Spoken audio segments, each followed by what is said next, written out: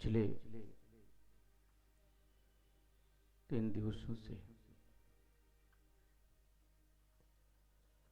भागवत महापुराण के अंदर निहित कथा प्रसंगों को हम श्रवण कर रहे हैं।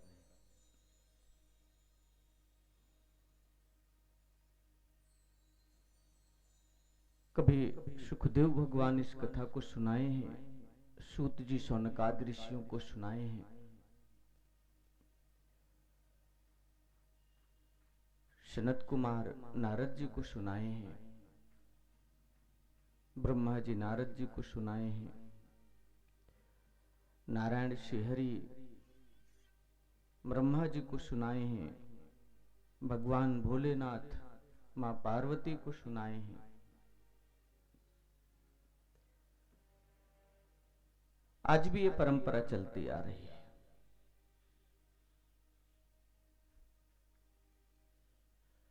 कथा श्रवण का उद्देश्य सुनने और सुनाने का, संतों का, महात्माओं का, महापुरुषों का, जीव अपने वास्तविक स्वरूप को प्राप्त करे, जिसको भूला हुआ है। जिस सुख से जीवात्मा अलग हो चुकी है, उस सुख स्वरूप को प्राप्त हो पाए। जिस शांति के लिए लंबे समय से अनेक जन्म प्रार्थनाएं किया, जिस समस्याओं से निकलने के लिए उसको जान पाए।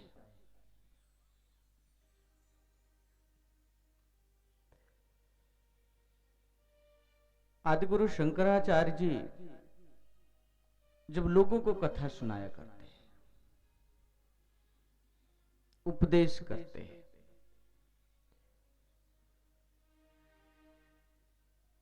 तो एक बात कहा करते थे कि दुर्लभम त्रयमेव एतत्।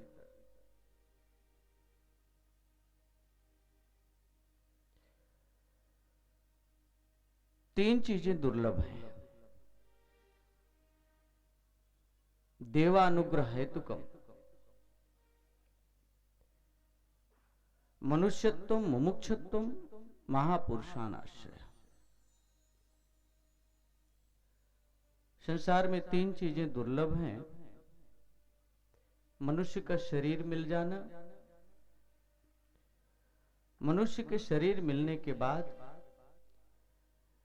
जीवन में किसी भी कारण, किसी भी परिस्थिति को आने के बाद दुख और पीड़ा, कष्ट से निकलने की भावना मन में पैदा हो जाए। संसार नित्य नहीं है, इसकी समझ आ जाए और नित्य ईश्वर को जानने का भावना उत्पन्न हो जाए। अच्छेद्यो अक्लेद्यो यमदाह्यो अशोष्योच। जो न जलाया जा सकता है, न सुखाया जा सकता है, ना उसकी हत्या हो सकती है, ना अस्त्र शस्त्र से कटता है, वो जो सनातन है उसको जीव जान पाए। भगवान कृष्ण ये कहते हैं, उसको जानने की अभिलाषा प्रकट हो जाए।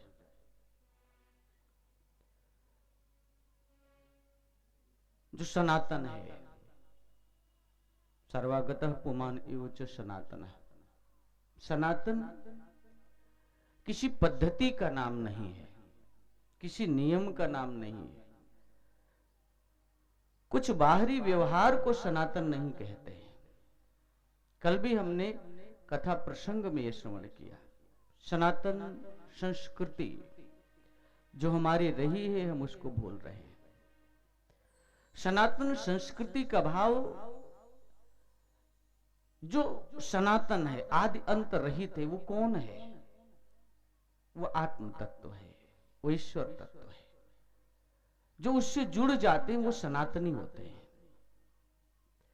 और ये भारत की धरती में संतों ने चेतना से जोड़ने का, उस सत्य से जोड़ने का कार्य किया। ये भारत के आधारभूत स्तंभ हैं, जिससे जुड़ करके जीवात्मा समस्त विकारों से निकल करके अपने वास्तविक सुख स्वरूप को प्राप्त करती है।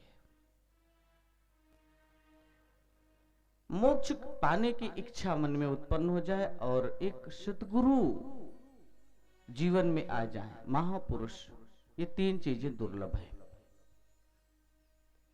और ये तीनों सुलभ होती हैं जब ईश्वर बड़ी कृपा करते हैं।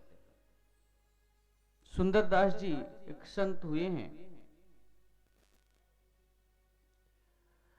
उन्होंने कहा तात मिले पुण्य मात मिले,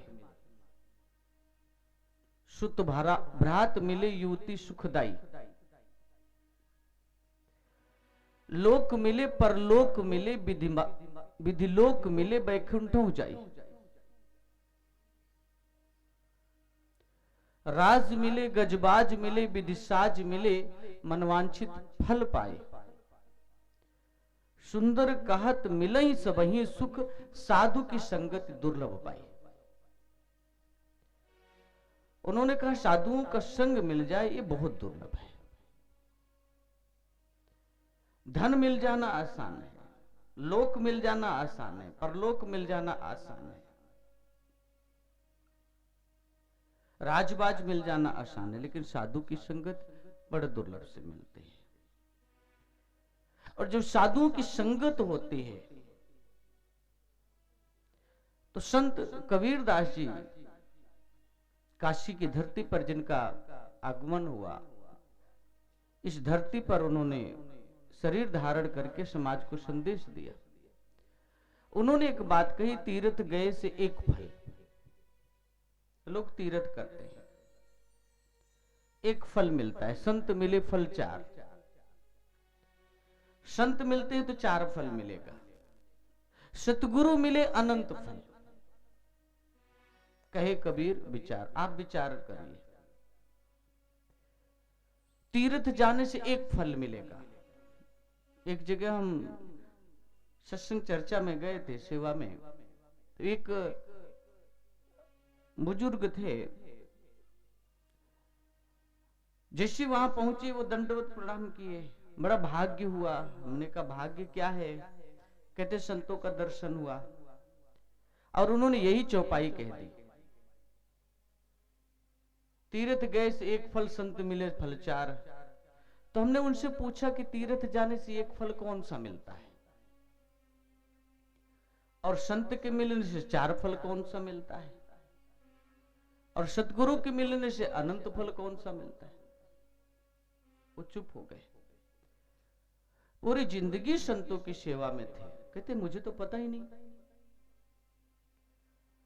तो अधिकतर संसार में लोग रट्टू तोते की तरह रटना सीख लेते हैं, उसको समझ तो लेते हैं अपनी समझ से, और उसको गाते रहते हैं, सुनते हैं, सुनाते हैं। जब संत मिलते हैं तो उसके रहस्य में समझ आते हैं। इसलिए संतों के संग की महिमा कही गई। एक व्यक्ति था जो पक्षियों को पकड़ करके बेच करके जीवन यापन करता था।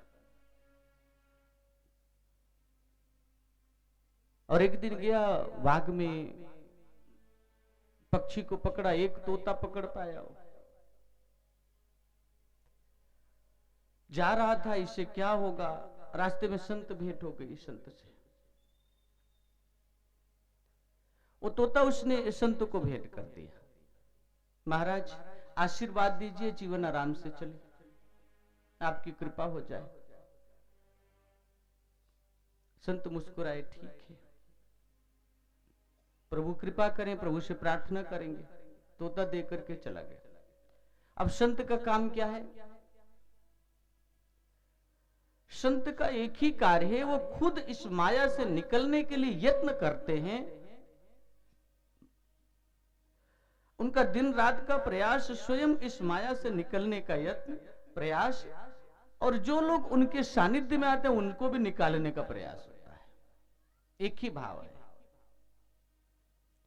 भगवान कृष्ण ने कहा, भगवान श्री कृष्ण ने कहा, सेवा करे करूं मैं सेवा, हो सच्चा विश्वास, मैं तो हूं संतन को दास। अगर वो सेवा करता है तो उसकी सेवा में भगवान लग जाते हैं। यही कारण है कि संतों के सानिध्य में लोग जाकर के आशीर्वाद लेते हैं। ये संतों का धन नहीं है, संतों की पूंजी नहीं, वो ईश्वर की पूंजी जो संतों को देते हैं, संतों पर कृपा।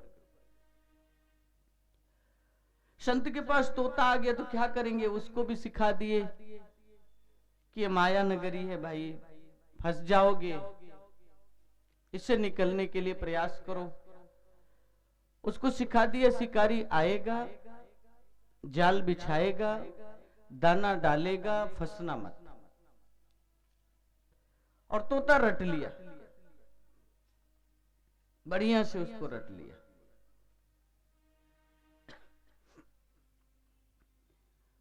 रट लिया तो उसको छोड़ दिया उन्होंने, उड़ गया।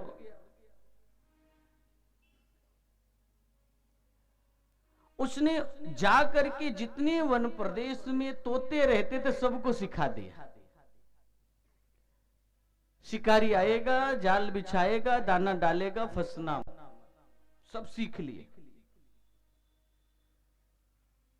बहेलिया अचानक, शिकारी अचानक पहुंचा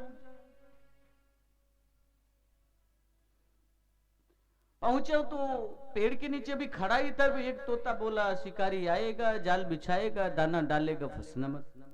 तो शिकारी घबरा गया।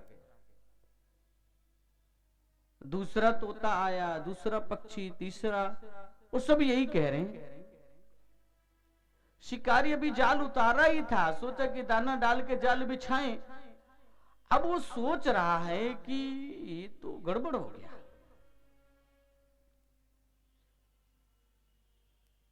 संत ने तो मेरे पेट पे ही लात मार दिया। अधिकतर होता है, हमारी रोजी रोटी बंद हो गई। लोग भयभीत होते हैं, हमारी रोजी रोटी कहीं छीन ना जाए। ये बात छोटे छोटे बड़े बड़े हर किसी व्यक्ति से आप सुनते होंगे कि तुम्हारे भाग्य में पहले से ही लिख चुका है। सब अपने कर्म का फल मांगते हैं।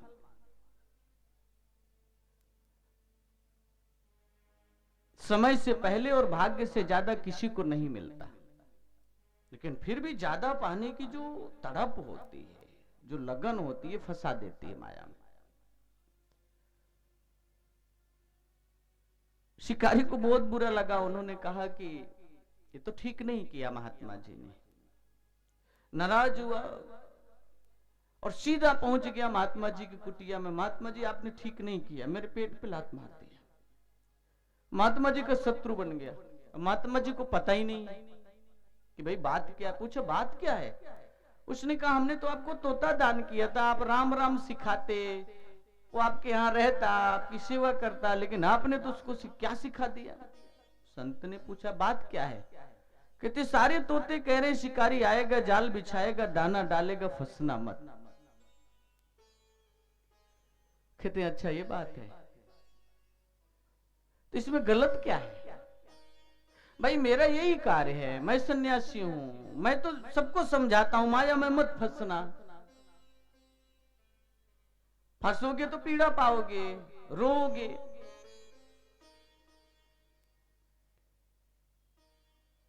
अब लोग नहीं मानते तो हम क्या करें?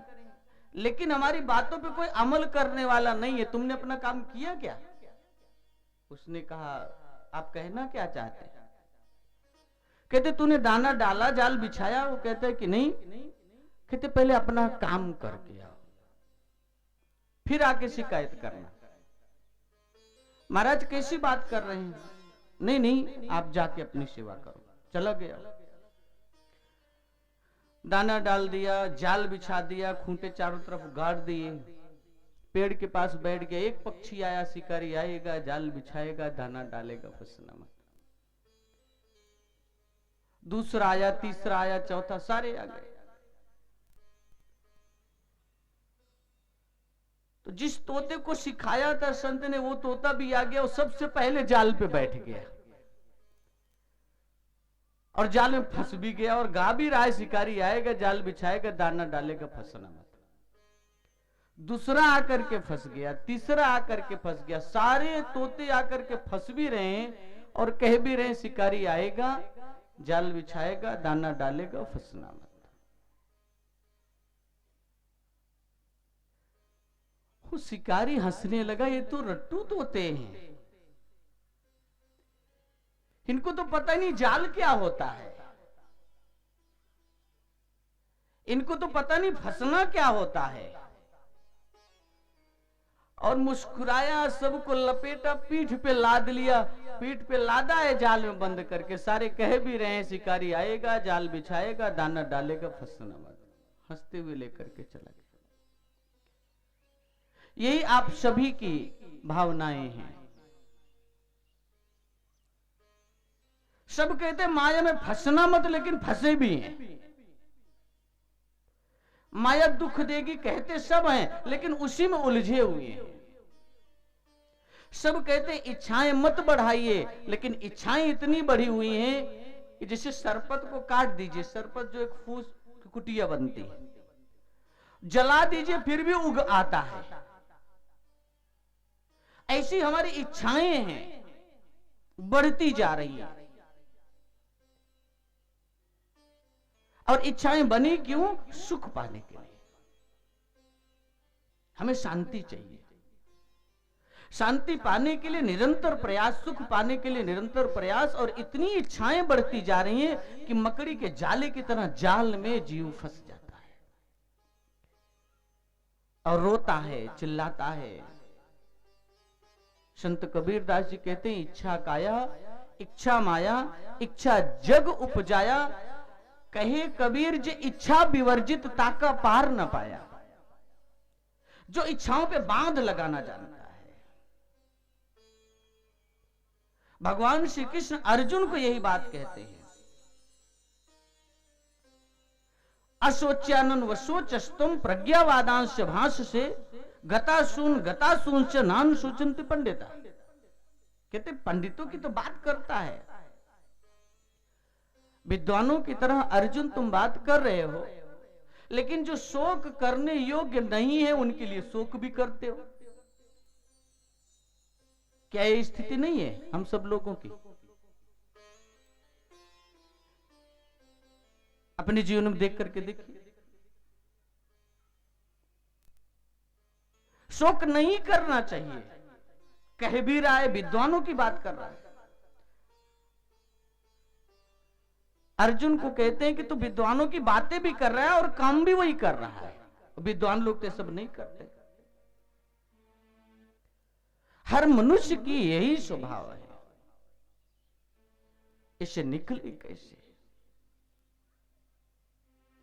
इसके लिए कथा सुनाते हैं संत, विस्तार करते हैं, कोई कहानी के माध्यम से ये सुनाते हैं। भागवत महापुराण केवल सुखदेव जी की कहानी नहीं है। सुखदेव जी कुछ कहानियां नहीं सुनाए, कुछ कथाएं नहीं। अष्टम स्कंद शुरू होता है, उसमें कथा सुनाते हैं गज और ग्राह के जीवन की। उसमें मनवंतर, कल्प, युग, ये सब का वर्णन है। मनवंतर, जैसे एक बात कही जाती है, हम लोग मनु की संतान है। मनु की संतान, ये जो मनु है ये हर मनवंतर में बदलते। मनवंतर माने मनुओं में जो अंतर है, हर मनवंतर में जो मनु है वो बदल जाते हैं। जैसे भागवत महापुराण में नारद जी की कथा है, वो अपनी घटना बताते हुए कहते हैं कि वो पूर्व जन्म एक दासी के पुत्र थे। पिछले मनवंतर में दासी के पुत्र थे, संतों की सेवा करते थे, उसका पुण्य बना कि इस जन्म में देवर्षि नारद पूरी दुनिया में प्रसिद्ध हो गए। हम लोग भी हम अपने स्वरूप को नहीं जानते, हम कैसे क्या है। अब मनवंतर क्या होता है? जैसे मान लीजिए 60 सेकंड का 1 मिनट और 60 मिनट का 1 घंटा, 24 घंटे का दिन,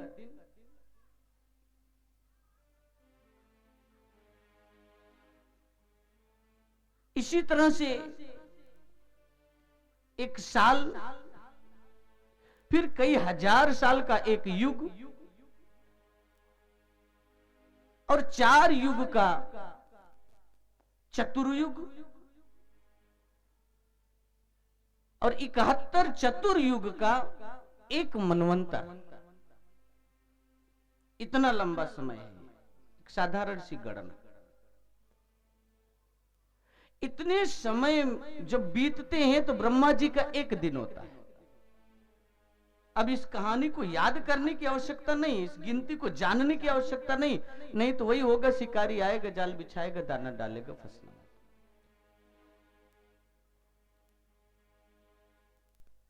और ब्रह्मा जी का 1 दिन होता है तो नारायण श्रीहरि की पलकें एक बार झपकती है। अब उनका 100 साल जोड़िए।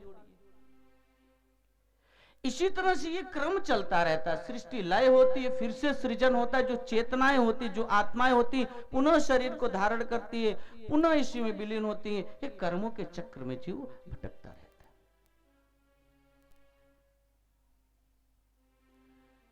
जीवन के इस क्रम में सुख और दुख का जो अनुभव है उसी को समझना चाहते हैं जीव, और उन्हीं का वर्णन करते हैं। और जाना सबको है, आए हैं सो जाएंगे, राजा रंग फकीर। एक सिंहासन चढ़ चले, एक बंधे जंजीर। जाना हमको भी है, लेकिन जाना नहीं है जाकर के फिर आना है। कहीं जाना नहीं है, जाकर के आना, यहीं पे आना है। जिससे हमारा मित्रता है, जिसका जिसका हमने लिया है, जिसका जिसका दिया है, जिसके साथ जो व्यवहार किया है, उसी को लेन देन पूरा करने के लिए फिर आते हैं। इसीलिए कहा, प्रारब्ध पहले बना पाछे बना शरीर, तुलसी यह अचरज है, मन नहीं बांधे धीर। पहले आपको प्रारब्ध बनता है, भाग्य बनता है, फिर शरीर बनता है। लेकिन इस शरीर के सुख के लिए जब पहले प्रारब्ध बन चुका है तो व्यक्ति इतना यत्न क्यों प्रयास करता है? अगर कोई प्रयास हो तो परमात्मा को पाने का, ये सफल प्रयास है। लेकिन प्रयास उन चीजों का होता है जहां पे अशांति है, यही दुख का कारण है। व्यवस्थाएं मिलती जाएंगी, इसलिए संतों ने कहा, छोड़ चलेगा दुनिया को।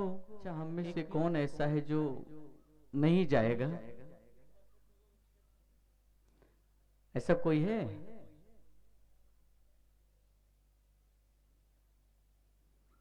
और हम में से ऐसा कौन है जो हमेशा यहीं रहेगा?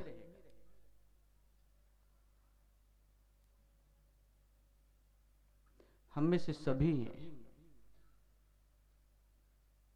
हम सर्वत्र हैं, कहीं जाना आना नहीं है।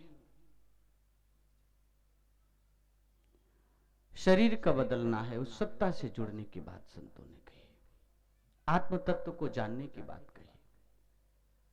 गोस्वामी जी कहते हैं, ईश्वर अंश जीव अविनाशी।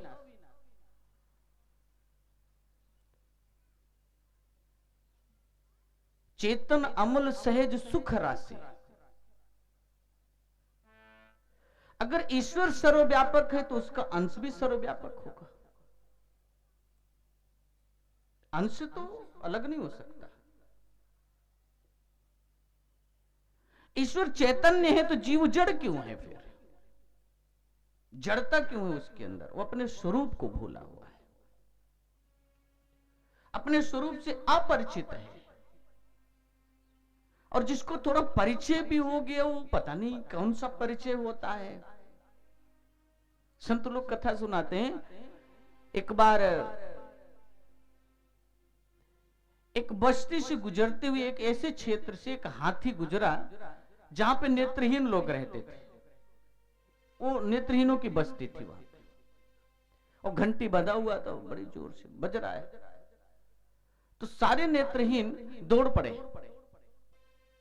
क्या है क्या है, कौन है, कैसी आवाज आ रही। महावत ने कहा हाथी है।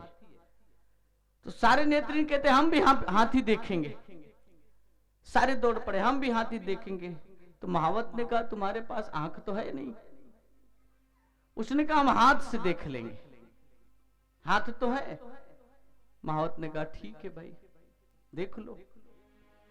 किसी ने हाथी के पेट को पकड़ा, किसी ने हाथी को पैर को पकड़ा, किसी ने हाथी के कान को पकड़ा, किसी ने हाथी के सूंड को पकड़ा, किसी ने हाथी के पूंछ को पकड़ा, और सब कह रहे हमने हाथी देख लिया। हाथी बड़ा अच्छा है, बड़ा सुंदर है। और जिसके हाथ में हाथी का पैर आया था, वो कहता है कि मोटा गोल खंभे की तरह हाथी होता है। और जिसके हाथ में सूंड आ गया, वो कहता है कि हाथी मोटे रस्से की तरह होता है। पूंछ जिसके हाथ में आ गई, हाथी एक डंडे के तरह होता है, जिसके पीछे कुछ बंधा होता है पूंछ की तरह। जिसको पेट में आ गया तो वो कहता है मोटे चबूतरे की तरह हाथी होता है। और जिसके हाथ में कान आ गया तो सूप की तरह हाथी होता है। सब खुश हो गए, हाथी देख लिया। एक कह रहा है कि हाथी ऐसा होता है, एक कहता है ऐसा होता है। आपस में लड़ने लगे, तुम झूठ बोल रहे हो, तुम झूठ बोल रहे हो। अब आप लोग जरा बताइए कि इसमें से कौन झूठ बोल रहा है। जितने लोग देखे तो इसमें से कौन झूठ बोल रहा था, सोच के बताइए जरा, कौन झूठ बोल रहा है और सच कौन बोल रहा है। ये जितने लोग थे इसमें सच कौन बोल रहा है। सब सच बोल रहे हैं।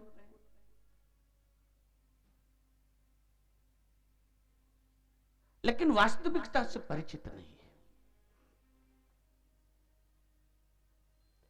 एक ही हाथी के अनेक अंग हैं, जिसको जो जानकारी मिली उसी की व्याख्या कर रहा है, लेकिन लड़ आपस में सब रहे हैं।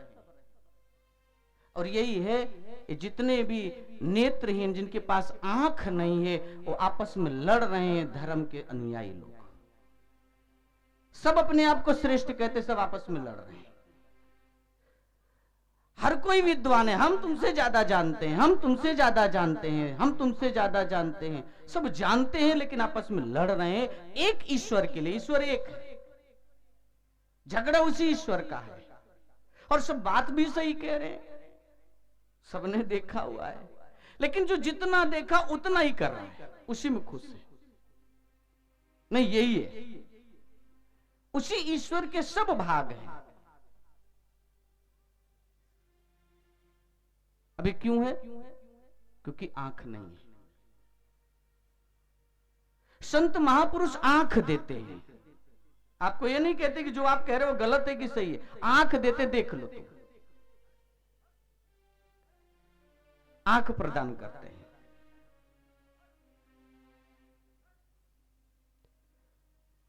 घट में है सूझत नहीं, लानत ऐसी जिंद, तुलसी है संसार को भया मोतिया बिंद। मोतिया बिंद हो जाए तो क्या होता है? दिखाई देता है। दृष्टि में दोष है तो के बजाय दो दिखाई देते कि नहीं? कई कई दिखाई देने लगते हैं। और दृष्टि ठीक है तो सही सही दिखाई देता है। वही ईश्वर अनेक दिखाई देने लगता है जिसकी दृष्टि में दोष है, उस एकता की कमी होती है। यही अज्ञानता है संसार में। है तो एक, सब एक ही बात करते हैं, फिर भिन्नता क्यों है? इसलिए कहा मुंडेर मुंडेर मतिर भिन्ना। रावण के 10 शीश, 10 तरह के विचार। आज मनुष्य के भी 10 तरह के विचार हैं। धार्मिक बातों को छोड़ दे, जितने आप सभी भक्त बैठे हैं अन्यथा नहीं लीजिएगा। राम की भी स्वरूप है, कृष्ण का भी है, हनुमान का भी है, गणेश जी का भी। कितने भगवान हैं? कहते तो है एक ही है ना। एक भगवान की पूजा नहीं हुई तो रात भर नींद नहीं आएगी, डर लगेगा कहीं ये भगवान नाराज ना हो जाए। अंधे ही तो हैं हम लोग। अगर किसी ने हम जिस भगवान की पूजा करते उसका अपमान कर दिया तो उसकी खैर नहीं है, फिर वो बेचारे की खैर नहीं है, उसका दाना पानी उठ जाएगा। हमारे भगवान की बुराई कैसे कर दिया? तुम्हारे भगवान ठीक। ये आंखों नेत्रहीनों का झगड़ा है पूरे संसार में, हर घर में है, घरों घरों में होता है। पति किसी और भगवान को पूजता है, पत्नी किसी और भगवान को पूजती है। ये भी झगड़ा है। ये झगड़ा मिटाते हैं सद्गुरु। इसीलिए कहा तीर्थ गए से एक फल, संत मिले फल चार। चार फल। चार फल क्या है? ईश्वर का स्वरूप जो है वो इन 4 रूपों में विभक्त हुआ। इसी 4 रूपों में पूरी सृष्टि का कार्य चल रहा है। सृष्टि तरंगमय है, नादमय है, प्रकाशमय है। कहीं प्रकाश है, कहीं जल है, कहीं तरंगे हैं, संगीत है। ये 4 रूप में सृष्टि में ईश्वर की शक्तियां व्याप्त है और चारों एक ही हैं। एक इन 4 रूपों में व्यक्त होकर के सृष्टि का संचालन करते हैं। और यही 4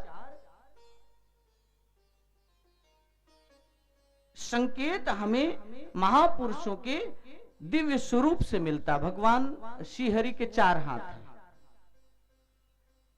नारायण के 4 हाथ। ये नारायण का स्वरूप भी मनवंतरों में बदलता है।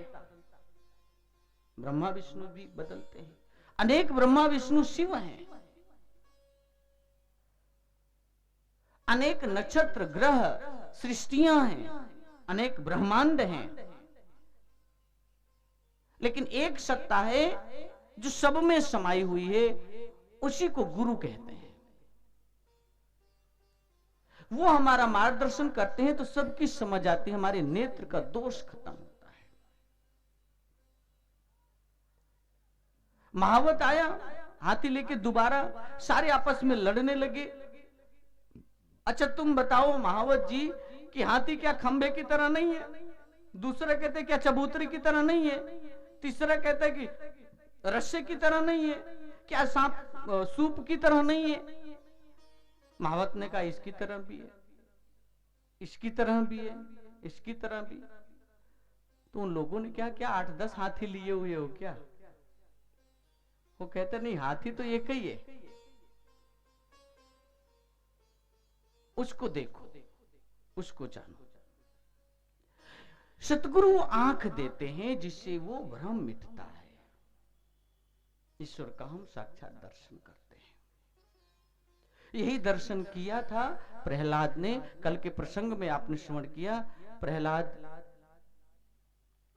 सर्वत्र ईश्वर को देख रहा है, शत्रु में भी ईश्वर दिखाई देता है। इसलिए गोस्वामी जी को लिखना पड़ा, सकल पदार्थ है जगमाही कर्महीन नर। अब कर्महीन नर कौन है? हम ही लोग तो हैं। किसको कहा उन्होंने? हम कब उसको पाएंगे? क्या शरीर खत्म होने के बाद? बड़े भाग्य से। इसलिए संतों ने कहा ना, 1,84 भोग की ओनी मानव चोला मिलता है। 1,84 भोग के योनि मानव चोला मिलता है। प्रभु कृपा से जीवन का ये फूल सुहाना खिलता है। प्रभु कृपा से जीवन का ये फूल इसके वास्ते सोच ले चाहे कितना भी मरियो, आगे मर्जी आपकी भैया भक्ति करियो ना करियो, आगे भक्ति आपकी भैया के करियो ना करियो। राम बुलावा आए एक दिन, राम बुलावा आए एक दिन, बुलावे से डरियो, आगे मर्जी आपकी भैया भक्ति, आगे मर्जी आपकी भैया भक्ति करियो ना करियो। मात पिता और भाई बंधु जीते जी के साथी हैं, मात पिता और भाई बंधु जीते जी के साथी हैं। अंत समय सब आंख दिखाए तेरे नहीं हिमाती हैं, अंत समय सब आंख दिखाए तेरे नहीं बाकी है। जब इंद्रियां कमजोर हो जाएंगी, शरीर शिथिल होने लगेगा, तो बड़ी बड़ी आंख दिखाते हैं जिनके लिए आप बेईमानी करते हैं, झूठ बोलते हैं, चोरी करते हैं, अपराध करते हैं, बड़ी बड़ी आंख दिखाए डांट पड़ती है, गंदे गंदे वचन कहते हैं, अपमान करते हैं, जिनके लिए सब त्याग दिया वो आपको त्याग देते हैं। ये सुंदरता है माया की। जिसको पकड़ना था उसको छोड़ दिया, और जिसको पकड़ा वो आपको छोड़ देगा फिर। ये माया की रीति। इसलिए कहा मात पिता और भाई बंधु जीते जी के साथी, मात पिता और भाई बंधु जीते जी के साथी हैं। अंत समय सब आंख दिखाए तेरे नहीं हिमाती हैं, अंत समय सब आंख दिखाए तेरे नहीं माती हैं। यह संसार तो है मतलब का, यह संसार तो है मतलब का, अपनी करनी खुद भरियो, आगे मर्जी आपकी भैया भक्ति,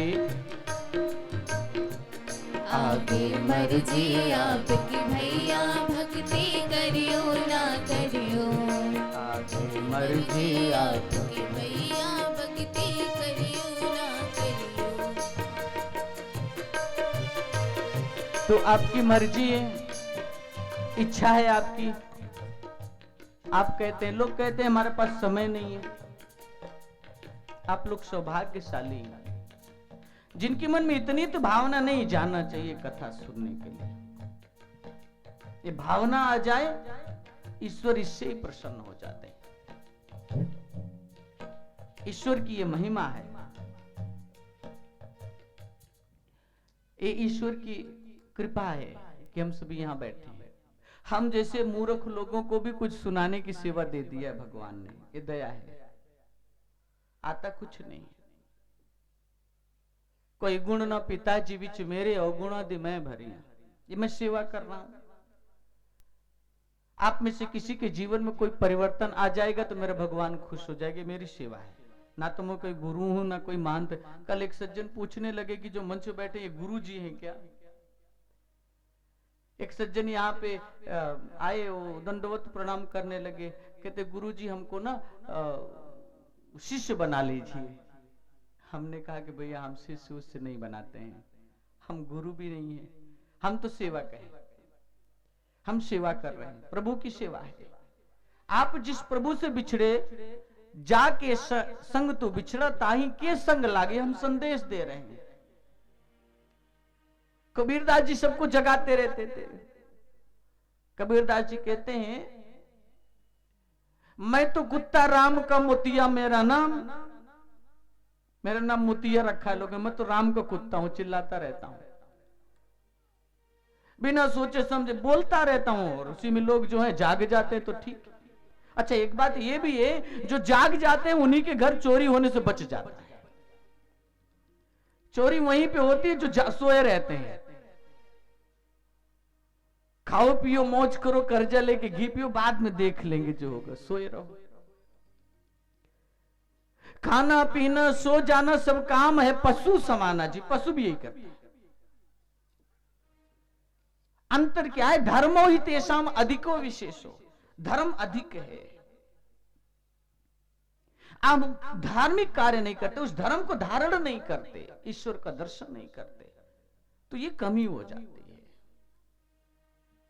संतों तो अपना सेवा करते हैं, हमारी भी सेवा, गुरुदेव भगवान ने सेवा दिया, जीवन उनके चरणों में समर्पित। महाराज जी ने ये चोला दिया, गुरुदेव भगवान ने जाओ जन जन तक संदेश दो, उस अपने स्वरूप को जाने, सुख की ओर बढ़े, और वो अंतर में है, बाहर नहीं है। बलिहारी व दुख के रहे नाम लौलाए, नाम को भूला है, उस नाम को जाने, जो नाम का सुमिरन करते हैं, उस नाम से जुड़े। वो नाम क्या है? आदि अनादि अगाधि कथा ध्रुव से प्रहलाद अजामिल तारे, नाम उचारि तरी गणिका सो नाम आधार विचार। हमारे वो नाम आधार है, जिससे धरती चल रही है। शेषनाग पे टिकी हुई धरती, कोई कहता बैल के सिंग पर। बैल के सिंग मतलब क्या कोई बैल नीचे है? उसकी दो सींगे हैं, उसी पे रुकी हुई है। ये तब तक था जब तक विज्ञान ने प्रमाणित नहीं किया, जब तक दूसरे ग्रहों पे, मंगल पे, चंद्रमा पे लोग नहीं गए, तब तक यही मानते थे। ऊपर जाने के बाद देखते हैं ये तो धरती हवा में लटकी हुई है, तो विज्ञान कहता है लोग झूठ बोलते हैं। प्रभु प्रेमियों, ये सुखदेव भगवान हैं, जो एक दिन नहीं, एक साल नहीं, एक युग नहीं, एक चातुर्युग नहीं, एक मनवंतर नहीं, कई मनवंतरों की कथा सुना रहे हैं। ऐसे दृष्टा हैं। उस मनवंतर में कौन भक्त हुआ था, उसकी महिमा गा रहे हैं। धर्म के ऊपर मतलब बैल की सिंग, बैल धर्म का प्रतीक, नंदी जी का। इसलिए धर्म को धारण करो, धर्म से धरती टिकी हुई है, धर्म के ऊपर धरती रुकी हुई है। और धर्म क्या है? ईश्वर है। और ईश्वर का नाम इस शरीर के अंदर रहता है, और नाम ही धर्म है। जब उस धर्म से हम जुड़ते हैं तो हम धार्मिक हो जाते हैं, नहीं तो रावण जैसे प्रकांड विद्वान भी अधर्मी कहे जाते हैं। वेदों शास्त्रों की ज्ञाता को भी अधर्मी कहा जाता है, क्योंकि उस नाम से नहीं जुड़े। रावण जो है प्रकांड विद्वान हैं, वेदों के मर्मज्ञ, रुद्र अष्टाध्यायी से पूजा होती है। रावण जी ने संकलित किया, महान व्यक्ति है, जो आदि शक्ति को अपना गला शीश चढ़ाते हुए काट करके ब्राह्मण कुल में जन्म लिए। उनको कोई सींग नहीं थी, लेकिन अधर्मी कहा जाता है। क्यों? संतों का संग नहीं किया रावण ने, ये कमी है। उनका किया गया कार्य विपरीत होने लगा। जो संतों का संग नहीं करते, वो अपने आप का संग नहीं कर पाते, स्वयं को जान नहीं पाते। और जो स्वयं को नहीं जानते, वो याद ना पाते, नहीं पीड़ा पाते हैं। ऐसी एक कथा सुना रहे हैं सुखदेव भगवान परीक्षित जी को, गज और ग्राह की कथा बताते हैं। इस मनवंतर में नहीं, पिछले मनवंतर की कहानी है। जिस युग में हम लोग जी रहे हैं, जिस मनवंतर, इसकी नहीं है, पिछले मनवंतर की कहानी सुनाते हैं, सृष्टि लय के पहले। और एक कथानक हम लोगों को सुनाया गया, और वो बताते हैं कि जो गज है, जो हाथी है, वो सफेद हाथी है, बड़ा रूपवान है, बड़ा सुंदर है, बहुत शक्तिशाली है, और उसके पूरे शरीर से सुगंध आती है, ऐसी खुशबू आती है, पूरा वन प्रदेश महक जाता है। और वो राजा है समस्त हाथियों का, अनेक हाथी हथनियां सब लोगों का वो जनक है, राजा है। बहुत सारे लोगों के साथ वो भ्रमण कर रहा है, घूमता है। और एक दिन गया था स्नान करने सरोवर में, और पकड़ लिया ग्राह ने। ग्राह ने पकड़ लिया और उसका पैर खींचने लगा। उसने अपने सारे रिश्ते नाते को बुलाए। ये ग्राह कौन है प्रभु प्रेमियों? अगर सूक्ष्म चिंतन करें, ये काल का प्रतीक है। काल पहले हमें पकड़ता है, धीरे धीरे पकड़ के खींचता है, लेकिन हम बेहोश रहते हैं।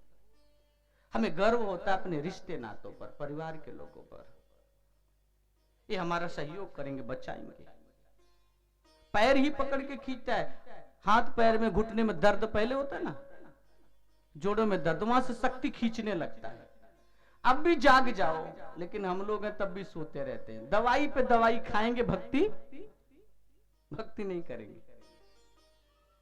होश होता ही नहीं कि नहीं काल आने वाला, काल खींच रहा है, समय कम रह गया है, ईश्वर का संकेत। लेकिन हम लोग दवाई खाते हैं, खूब दवाई खाना चाहिए, इसका भाव ये नहीं है।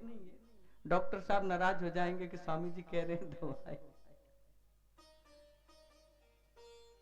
डॉक्टर साहब भगवान का रूप हुआ करते हैं, डॉक्टर, क्योंकि हमें उस दर्द से छुटकारा दिलाते हैं। दवाई खाइए आप, लेकिन वो दवाई कब खाएंगे जिस दवाई से जन्म और मृत्यु की पीड़ा खत्म हो जाए। जन्मत मरत दुसह दुख होई, हम जानते हैं, सुने। बच्चा जब जन्म लेता है, शिशु जन्म लेता है, तो वो अचेत हो जाता है, बेहोश हो जाता है। क्यों? पीड़ा बहुत है। उससे मुक्ति का उपाय क्या है? हम जब दर्द होता है तो दवाई खा करके उससे मुक्त हो जाते हैं, लेकिन जन्म और मरण से बार बार, पुनरपि जन्मम पुनरपि मरणम पुनरपि जननी जठरे शयनम, बार बार, हे प्रभु निकालो मुझे इस पीड़ा से, प्रार्थना करता है जीव, तब मनुष्य का तन मिलता है। इसलिए कहा, नाम जपत कुष्ठी भला चूचू पड़े जिस चाम। वो कोढ़ी अच्छा है जो नाम का जप करता है, नाम सुमिरन करता है। कंचन दे किस काम की जामुख नहीं नाम, जो नाम नहीं लेता। नाम बिना जो पहरे खाए, ज्यों कुकर जूठन को भाए। बड़े कड़े बात है ये। जो कुकर होता है वो जूठन ही तो खाता है, उसको बचा हुआ तो मिलता है, शुद्ध नहीं मिलता। जो महापुरुषों के द्वारा त्याग दिया गया जाता है, जो लोग, वो हम मिलता है जूठन, और उससे पेट भरता नहीं। नाम बिना वृथा श्रृंगार, कैसा व्यवहार मृतक को जैसे श्रृंगार। एक मुर्दे को आप श्रृंगार कर दीजिए, कैसा लगेगा? एक मुर्दे को सजा दी जाए, दूल्हा बना दिया जाए, उससे कोई शादी करेगा? उसके साथ कोई रहेगा? हो सकता है कभी? मृतक का श्रृंगार करिए, कोई कीमत नहीं, कोई लाभ नहीं। कहते ऐसे जिसके अंदर वो नाम नहीं, जो नाम सिमरन नहीं करता, वो मृतक है। उससे कोई प्रेम नहीं करता, उससे कोई वार्ता नहीं करना चाहता, उसके नजदीक कोई नहीं जाता, क्योंकि नाम नहीं, नाम सिमरन नहीं।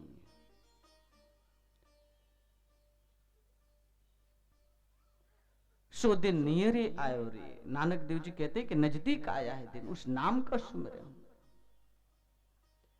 नाम की भक्ति। और सदगुरु नाम प्रकट करते हैं, और ये नाम प्रकट था गज के अंदर। जब आप भक्ति करते हैं तो जन्मों जन्मों तक वो भक्ति चलती है। हम भी नाम को भूले हुए हैं। मां के गर्भ में याद था, कबीरा वह दिन याद कर, पग ऊपर तल शीश, मृत मंडल में आए के बिसर गयो जगदीश। हम ईश्वर को भूल गए, और इसीलिए का भूला है तो बर्बाद है। वो नाम मां के गर्भ में एक शिशु लेता है, लोग कहते ना माँ का नाम, भगवान का नाम ले रहे थे, कौन सा नाम, लेकिन भूल जाता है। क्यों? माया ने घेर लिया, ऐसे घेर लिया गज को, अपने परिवार में बच्चों में खूब खेल रहा है, उसको मौत भूली हुई है। नारायण दो बातों को भूल मत, जो चाहे कल्याण, नारायण एक मौत को, दूजे श्री भगवान।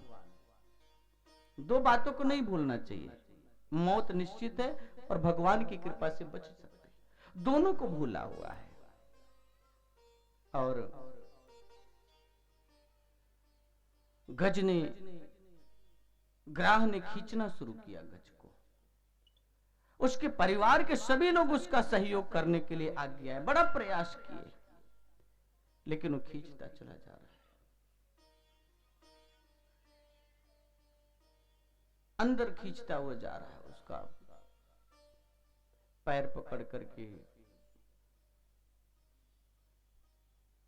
ऐसी स्थिति में उसको याद आया पूर्व जन्म में जो नाम सुमिरन कर रहा था, उस नाम का याद आया।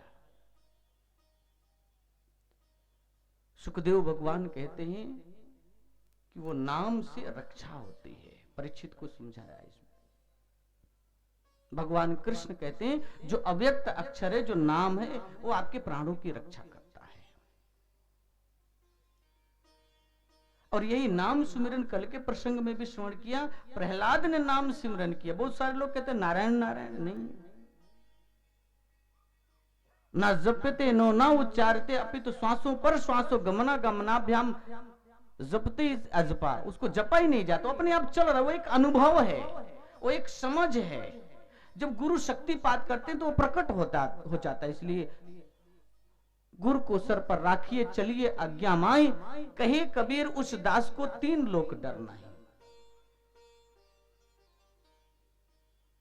और ग्राह को भी भय तो हुआ, लेकिन उसने आदि नाम को सुमिरन करने लगा। जैसे सुमिरन किया तो हरि तक आवाज पहुंच गई। मां लक्ष्मी कहती क्या हुआ? कहते मेरा भक्त पुकार हुआ। गरुड़ जी है उस पे बैठ करके आगे बढ़े और ग्राह को ग्राह खींचे जा रहा है गज को। शरीर डूब गया, सूंड भी डूब गई, एक पुष्प उठा करके उसने ऊपर किया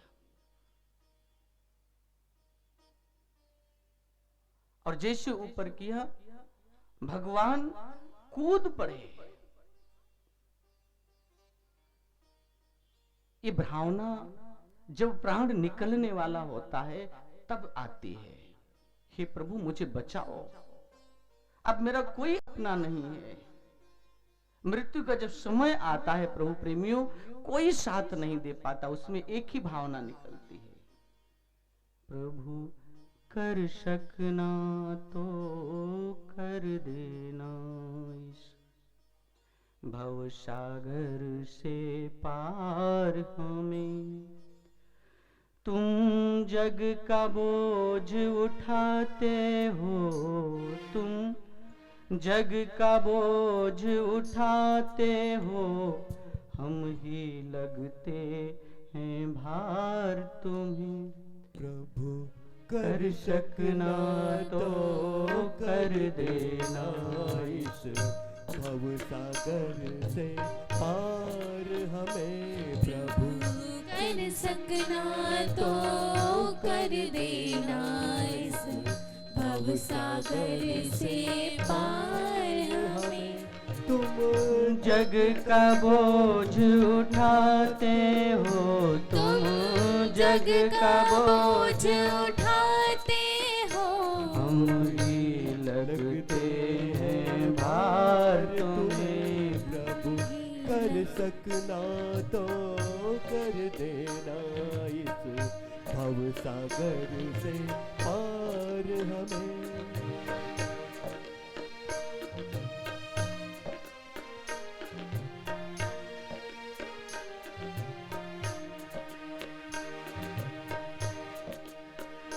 तुम समुदर्शी कहलाते हो, तुम एक समान तुम्हारे हैं, तुम समदर्शी कहलाते हो। सब एक समान तुम्हारे हैं। जिस पर एक बार नजर डाली उस को मिल गए किनारे हैं। जिस पर एक बार नजर डाली उसको मिल गए किनारे हैं। अंतर्यामी हमने माना, अंतर्यामी हमने माना। इस जीवन का आधार तुम्हें प्रभु, कर सकना तो कर देना। इस भवसागर से पार ये भावना हमें उसी समय आती है जब हम पीड़ित होते हैं। ऐसी भावना गज के अंदर से आई, और गज प्रार्थना करता है फूल लेकर के प्रार्थना करता है, और प्रभु नंगे पैर कूद पड़ते उस कीचड़ में। अगर ऐसी सच्ची भावना हमारी है तो प्रभु अपने मान को नहीं देखते, खुद बचाने के लिए दौड़ पड़ते। लेकिन ऐसी सच्ची भावना कब आती है? जब जन्म और मृत्यु के समय, और ऐसी आर्त पुकार उससे पहले हो जाए तो। ये आर्त पुकार जीवों को तब होते जब जीवन में यातना मिलती है, जीवन में संघर्ष आता है, लेकिन होश नहीं, खोया रहता मनुष्य। और ऐसी गज के अंदर जब भावना उठी तो प्रभु प्रकट हो गए, और देखा कि ग्राह नहीं छोड़ा तो अपने सुदर्शन चक्र से उसका कल्याण भी किया, उसको भी अपने परम धाम को दिया। अगर आप, इसमें एक बड़ी सुंदर बात है, अगर आप अपना कल्याण चाहते हो किसी भक्त का साथ कर लीजिए। ग्राह ने गज का साथ किया, उसको भी मुक्ति हो गई। भक्त का संग करिए आप, भगवान के भक्त का संग आपका भी सहारा बन जाएगा। ये संग किया ग्राह। अब ये सुखदेव जी जब कथा सुनाते हैं तो बताते हैं अपने पूर्व जन्मों से श्रापित थे। हम लोग सोचते हैं कि दोबारा जन्म ही नहीं होता, कितने लोग ये बातें कहते हैं, हमारे ग्रंथों में इसका वर्णन है। कई जन्म भय कीट पतंगा, कई जन्म गजमीन कुरंगा, कई जन्म पाखी सर्प होयो, कई जन्म हैवर बिख जोयो, मिल जगदीश मिलन की बरिया, चिरंकाल या देह संजरिया। बहुत लंबे समय के बाद ये देह मिलेगी।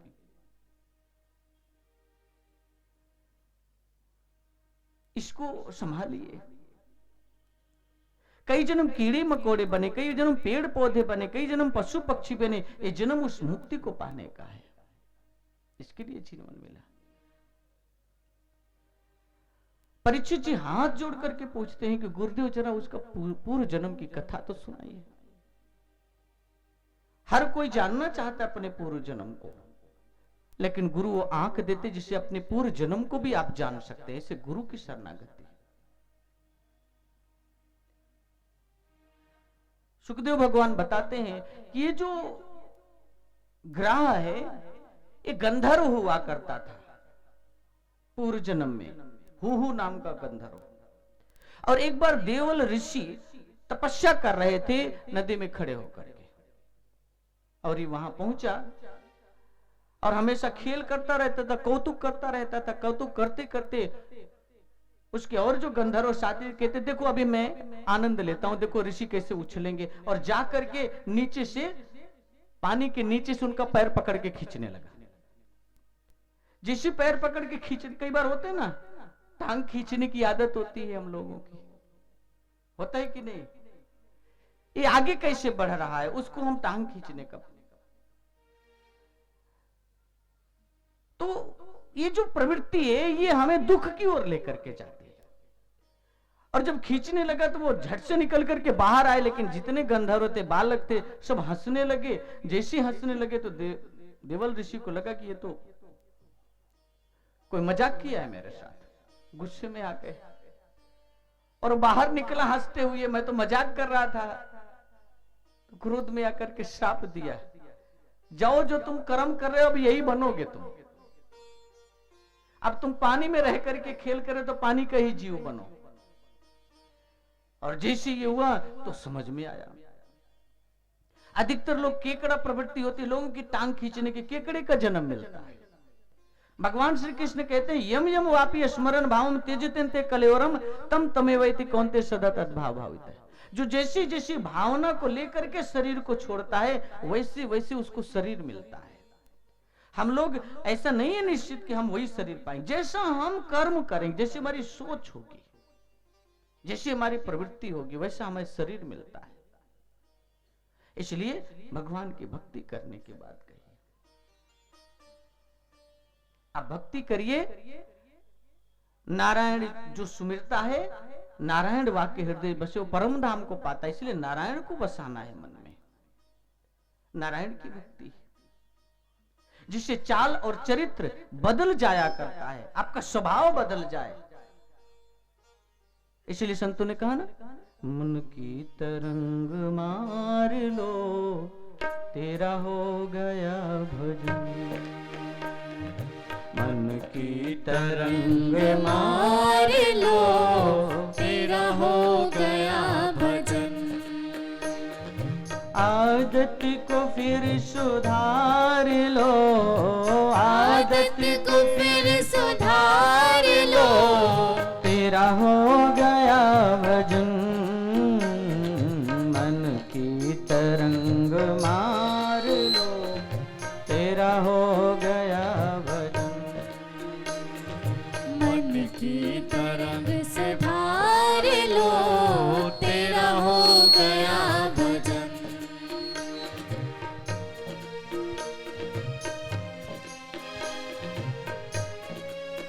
हाथ खोलते हुए ताली सेवा मिल करके गाएंगे।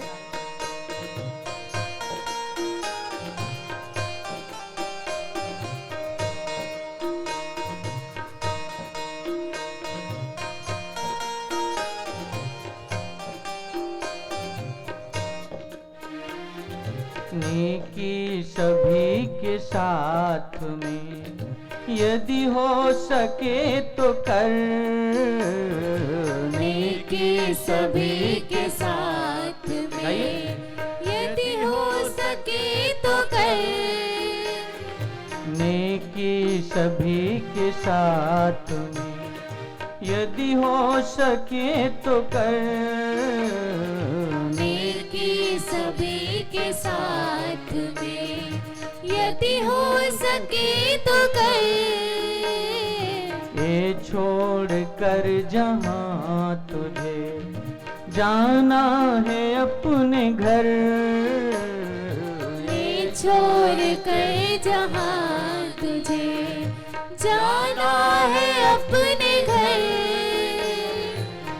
ये संसार छोड़ के जाना है। अगर हो सकता है तो अच्छा कर्म करिए, किसी का भला करिए, किसी का परोपकार,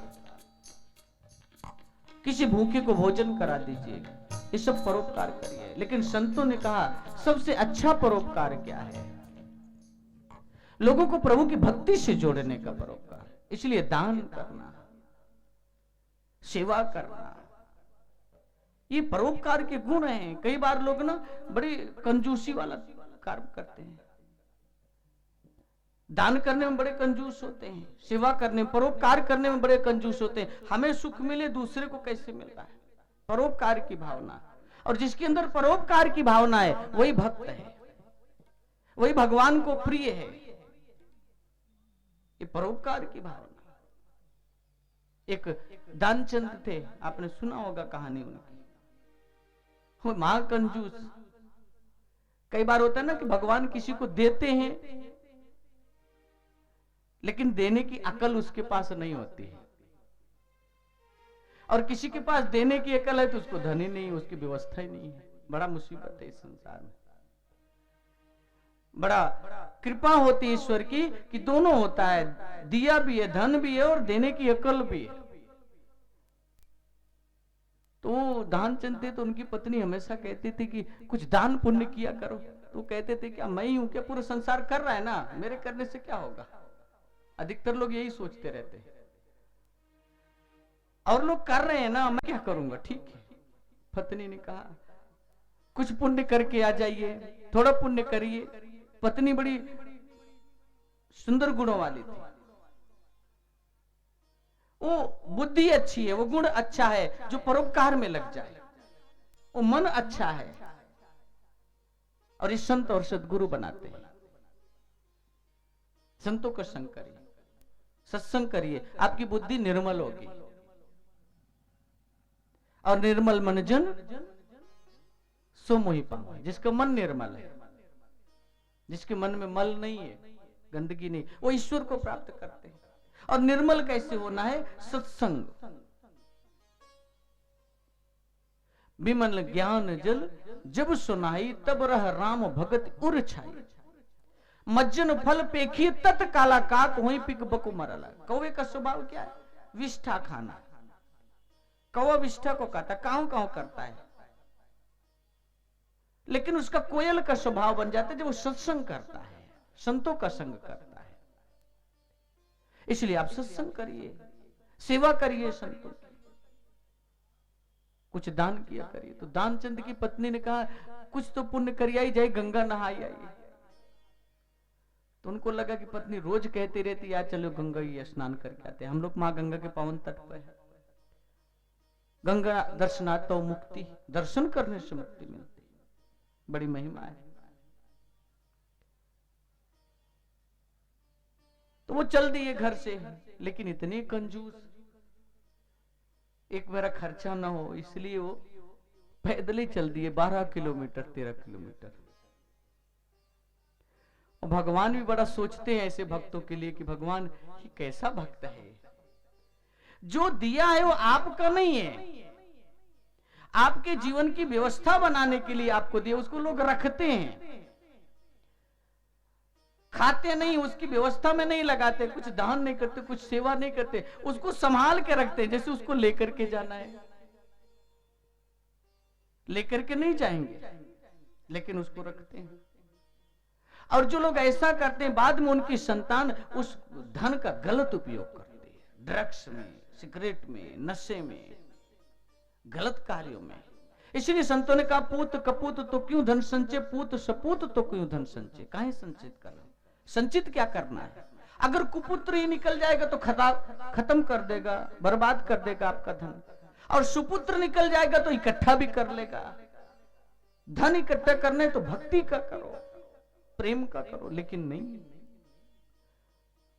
अब भगवान ने भी ठान लिया कि नहीं आज इससे कुछ सेवा करवाना है, क्योंकि अगला जन्म भी इसको सुधारना है। भगवान भी अब पहुंच गया, और घाट पे पहुंचा तो ऐसे घाट पे पहुंचा, शमशान घाट पे पहुंच गया नहाने के लिए। कहीं कोई पंडित जी पंडा जी मिल न जाए, देना पड़े, होते ना, इधर से नजरें बचा करके निकले, देना न पड़ जाए। वो पहुंच गया और देखा, जल्दी जल्दी कपड़ा उतारा, कपड़ा उतार करके गंगा जी में डुबकी लगाया, और डुबकी लगा करके जैसे ऊपर उठा तो भगवान जी ने भी ठान लिया था नहीं इसका कल्याण करना है, इससे कुछ लेना जरूर है। भगवान जी पंडा का वेश धारण करके वहीं पहुंचे और कहते जजमान की जय हो। जैसे वो देखा, अरे आप पहले तो नहीं थे, कहां से आ गए? कहते मेरा तो यही घाट है, यहीं रहता हूं। वो कहता है कि अच्छा, उधर घाट पे तो सब लोग स्नान करते हैं, तो उधर आप क्यों नहीं रहते? कहते मैं संतोषी ब्राह्मण हूं। भगवान जी तो संतोषी ही हैं। भगवान जी कहते, प्रभु कहते हैं कि मैं संतोषी ब्राह्मण हूं, आपकी तरह कोई कोई जजमान मिल जाता है, 1 साल की व्यवस्था कर देता है। अब घबरा गए, नहीं नहीं मेरे पास कुछ नहीं है। तो भगवान भी मुस्कुरा दिए, नहीं ठीक है। वैसे दान तो अपनी इच्छा से होती है, स्वेच्छा से होती है, जो आपकी इच्छा हो वो कर दे। 6 महीने का कर दो, नहीं नहीं मेरे पास नहीं है, 6 महीने की व्यवस्था नहीं नहीं। वो कहते 6 महीने, 1 दिन की व्यवस्था मेरे पास नहीं है। भगवान भी, प्रभु भी ऐसे थे, वो तन के खड़े हो गए आगे, तो तुमको बाहर निकलने ही नहीं दूंगा। बेचारा और परेशान है, ये आज कहां के पंडाए पड़ गए पीछे, अंदर से बड़ा दुखी, हे भगवान ये क्या। तो आया तो भगवान ने कहा कुछ दो। उसने कहा कि उधार रहेगा। भगवान ने कहा लगता है कि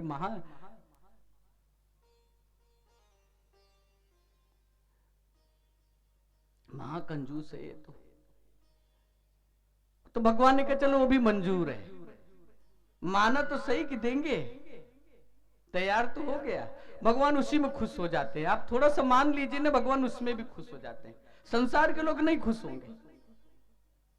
ये भगवान की महिमा है। वो ठीक है। अब वो चला गया घर और जाते समय कहता है कि 1 रुपया दूंगा बस। भगवान ने कहा चलो इतना ही दे दो। अब घर पहुंच गया तो सोच रहा है 1 रुपया लेने के लिए कहां पंडा महाराज आएंगे। लेकिन भगवान भी चतुर, वो रात को सो रहा था, सुबह होते ही भोर में ही भगवान पहुंच गए। जजमान की जय हो, दरवाजा खटखटा दिया।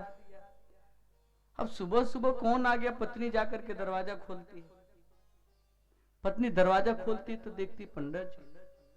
आकर के कहती किसी को कुछ कह के आए थे दान देने के लिए?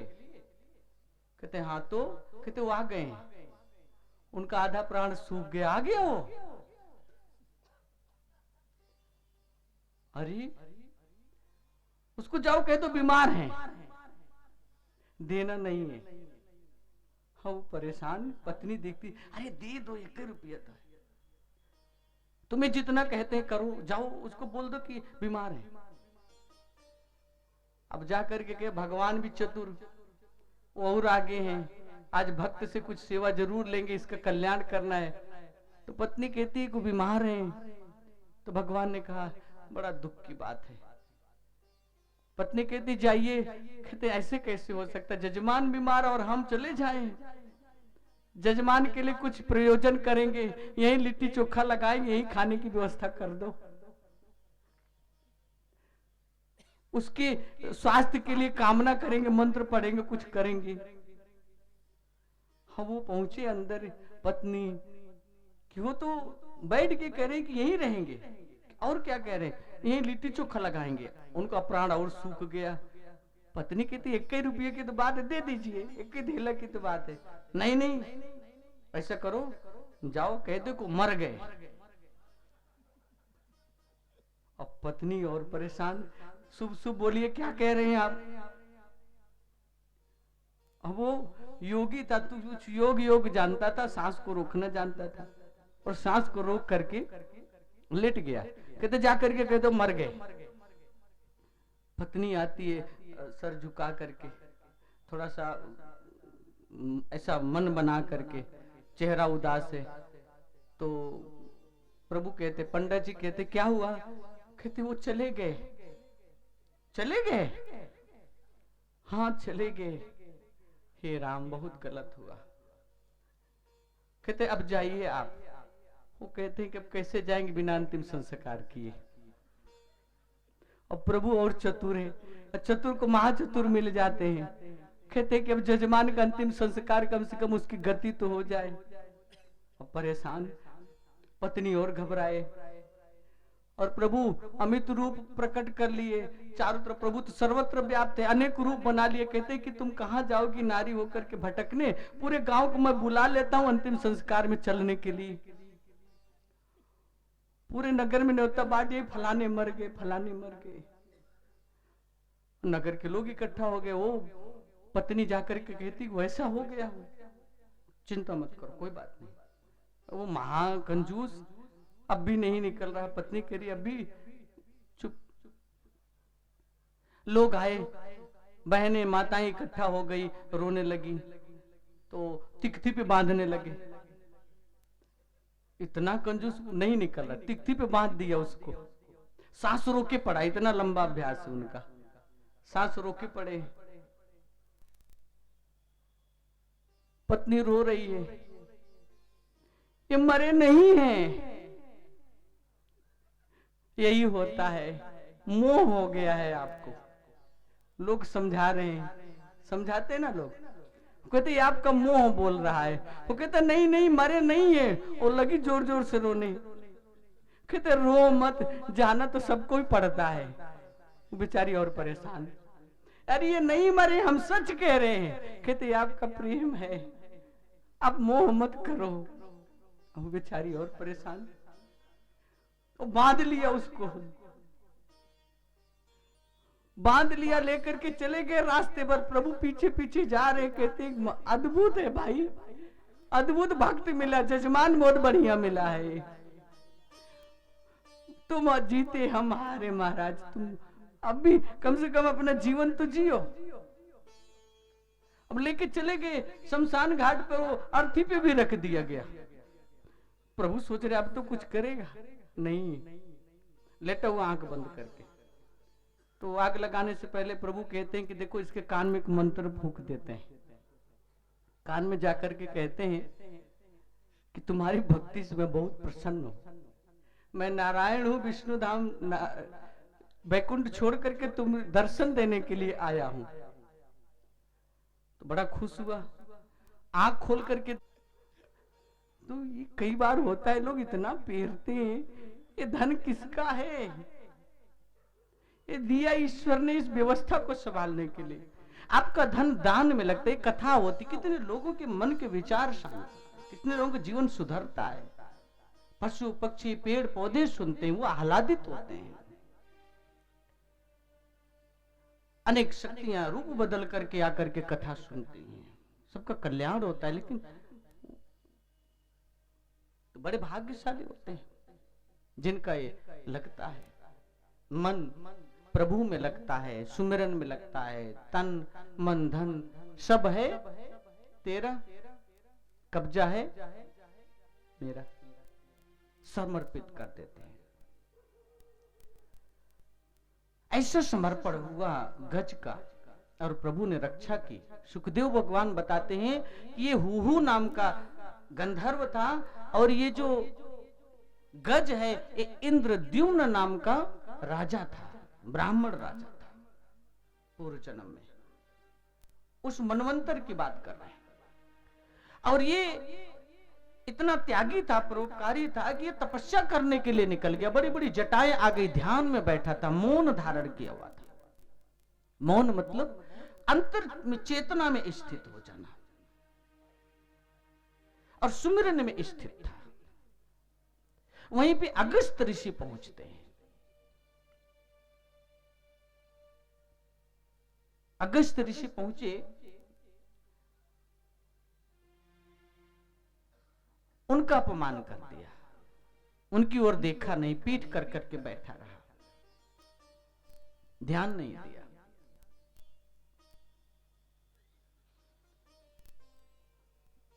तो संत उनको श्राप दे देते हैं। श्राप दिया, अरे मूर्ख राजा, इतना मतवाला हो गया, इतनी मस्ती में बैठा हुआ है कि संतों का सम्मान करना भूल गया। मैं तुझे श्राप देता हूं, तू जा, ऐसी मतवाला जन्म को पाएगा, हाथी का जन्म। उसके बाद उनको हाथी का जन्म। राजा है, तपस्वी है, लेकिन संतों का अपमान किया। साधु अवज्ञा तुरत भवानी, कर कल्याण अखिल कई हानि। पूरा का परिवार की हानि होती है, संतों का अपमान नहीं। साधु अवज्ञा कर फल ऐसा, जरई नगर अनाथ कर जैसा। अनाथ की तरह जल रहा है। सोने की लंका जल सकती है क्या? सोना आग में जलने के बाद चमकता है, लेकिन सोना राख हो गया क्योंकि साधु का अपमान किया, हनुमान जी का अपमान किया। ये भारत की धरती संतों की धरती है, सद्गुरुओं महापुरुषों की धरती। और संत का कार्य है उस सत्य से आप जुड़िए, उसको जोड़ने खुद जुड़ते हैं। ये भारतीय संस्कृति है जहां पे अधिकतर हर घर से लोग सन्यासी बनना पसंद करते हैं। लोग चाहते हैं कि हम उस परम शांति को प्राप्त करें। घर घर से भक्त निकलते हैं। भारत की धरती है, उस सत्य को जानते हैं, उस सत्य को जानने का प्रयास करते हैं। और ऐसे थे, जब उनको श्राप मिला तो उनको ये बात समझ में आ गई कि ये जो मुझे फल मिला है पूर्व जन्म का कोई अपराध है, जिसके कारण बिना कारण के मिला है मुझे श्राप। ऐसे नहीं संत कुछ कह देते, कुछ न कुछ प्रारब्ध का है। संत के मुंह से अनायास निकल गया। समर्थ गुरु रामदास जी बैठे हुए हैं, एक स्त्री का पति शरीर छोड़ करके चला गया, उनकी शिष्या है, उसको लेकर के लोग अंतिम संस्कार के लिए जा रहे थे। उस समय सती प्रथा का प्रचलन था, पति की देह के साथ पत्नी को भी जलना पड़ता था। तो पत्नी ने भी चिंतन किया कि गुरुदेव को प्रणाम करके फिर अग्नि में प्रवेश कर जाएंगे, और जाकर के गुरुदेव को जैसे प्रणाम किया, आशीर्वाद दिया गुरुदेव ने, पुत्रवती भव, सौभाग्यवती भव, पुत्रवती भव, जैसे आशीर्वाद दिया वो भावुक हो गई। गुरुदेव आपने आशीर्वाद दिया है, अगर आपके वचन को टालती हूं तो आपका अपमान होगा, अगर मैं सती नहीं होती हूं तो आपका अपमान, क्योंकि पुत्रवती होने का आदेश, सौभाग्यवती होने का आदेश, आशीर्वाद। और अगर मैं शरीर का दाह नहीं करती तो पराये पुरुष का तो चिंतन मेरे मन में है नहीं। अगर संतान उत्पन्न हुई तो मुझे लोग कलंकिता कहेंगे, कलंकिनी कहेंगे। प्रभु आपने आशीर्वाद दिया कि सब दे दिया। समर्थ गुरु रामदास जी वो कहते हैं कि देखो हमें नहीं पता ये कैसे निकल गया, जो होगा अच्छा होगा, ये राम की वाणी है, कुछ होगा प्रारब्ध का, तुम्हारी भक्ति का। और जब वो आती है शमशान घाट में तो उसका पति अर्थी पर सूट के बैठ जाता है, काल भी उसका बिगाड़ नहीं सकता, जाके ऊपर गुरु की कृपा होती है। इसलिए गुरु की महिमा अनंत है। कर्ता करे न कर सके, गुरु करे सो होए सात, दीप नौखंड में गुरु से बड़ा न कोई नहीं है। भाग्य की रेखाओं को भी बदल दिया करते हैं गुरु। ऐसे ही गुरु की कृपा हुई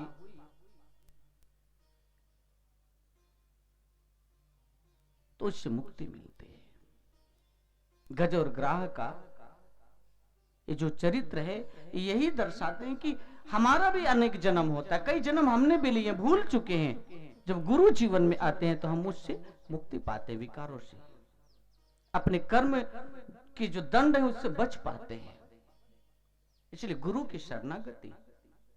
कहते चारों दिशाओं में आपका यश फैला हो, धन मेरु पर्वत की तरह गजा हुआ हो, इतना इकट्ठा हो, लेकिन गुरु नहीं है आपके जीवन में, सब बेकार है, सब निरर्थक है। आपका यश चारों दिशाओं में है, पुत्र पुत्री आज्ञाकारी हैं, सदाचारी हैं आप, दसों दिशाओं में लोग आपका सम्मान करते हो, फिर भी जीवन में गुरु नहीं है तो सब बेकार है। और गुरु होने के बाद गुरु के चरणों में मन नहीं लगता तो निरर्थक है। गुरु रंग पद में मनुष्य न लग्नम यत ततः किम ततः किम। खड़ंगादि वेदों मुखे शास्त्र विद्या कवित्वादि गद्यम सुपद्यम करोति।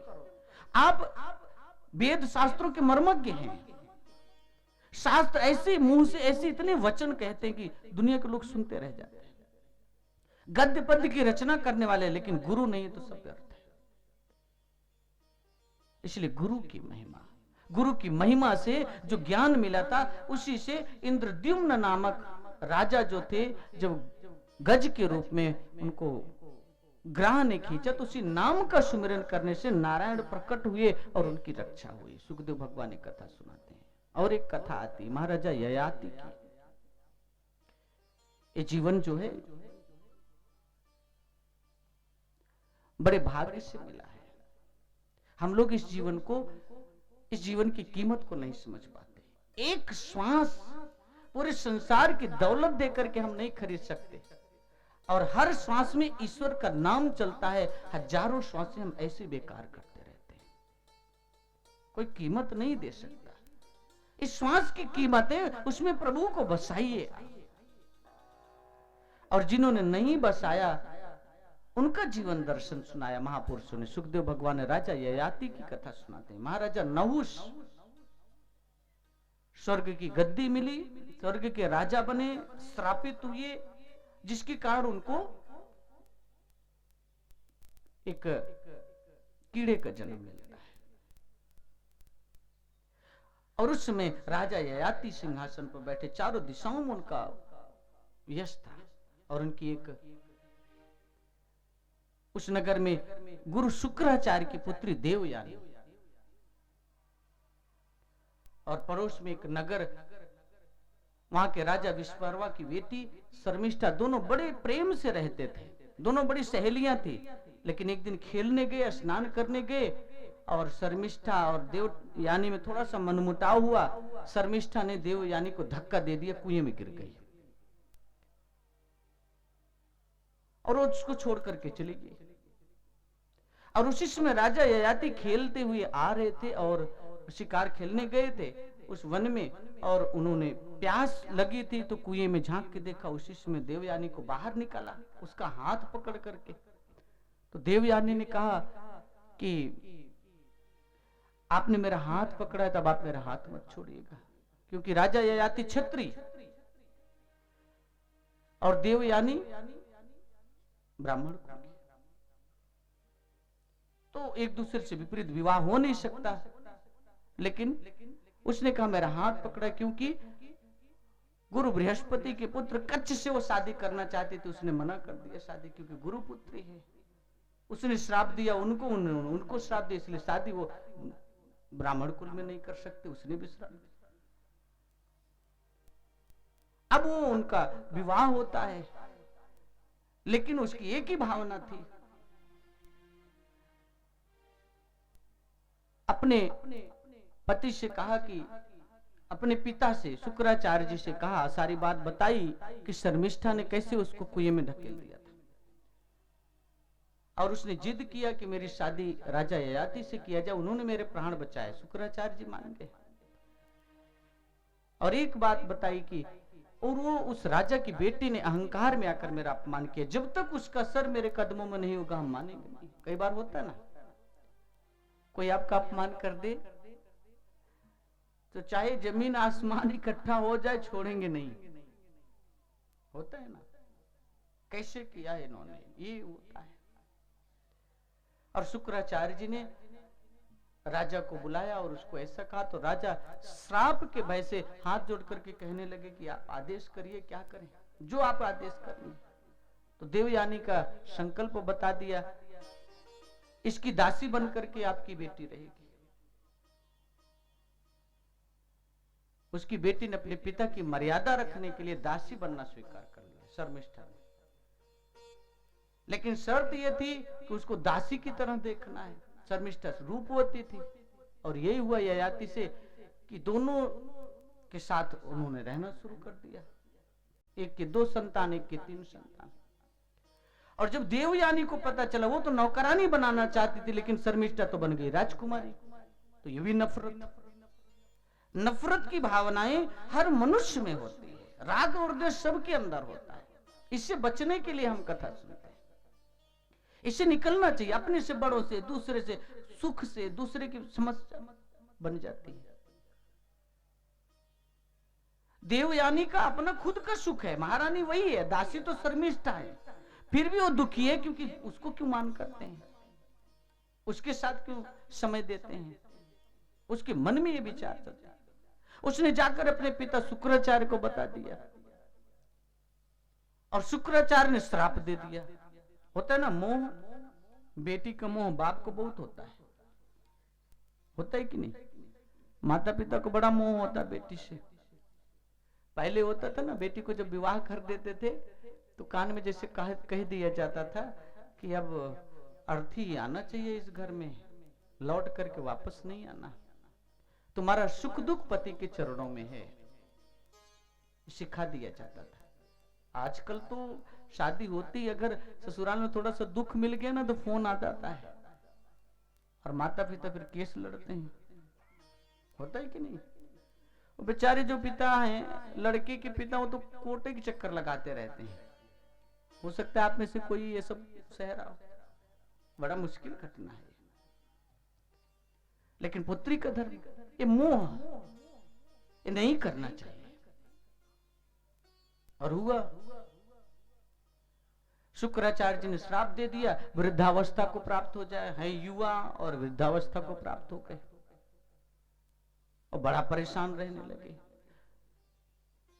उनकी दयनीय स्थिति देखकर मन के अंदर विकार हैं। तृष्णा न जीर्णा वयमेव जीर्णा, भोगा न भुक्ता वयमेव भुक्ता।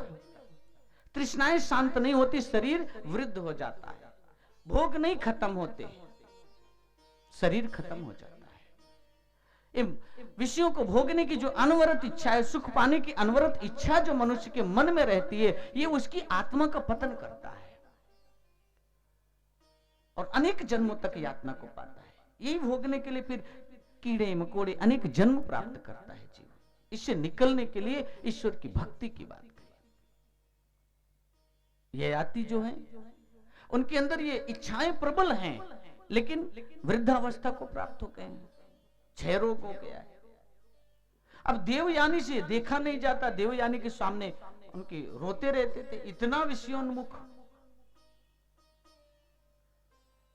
तो देवयानी ने शुक्राचार्य अपने पिता से कहा कि मुझे देखा नहीं जाता, आप कुछ कृपा करिए उनके ऊपर।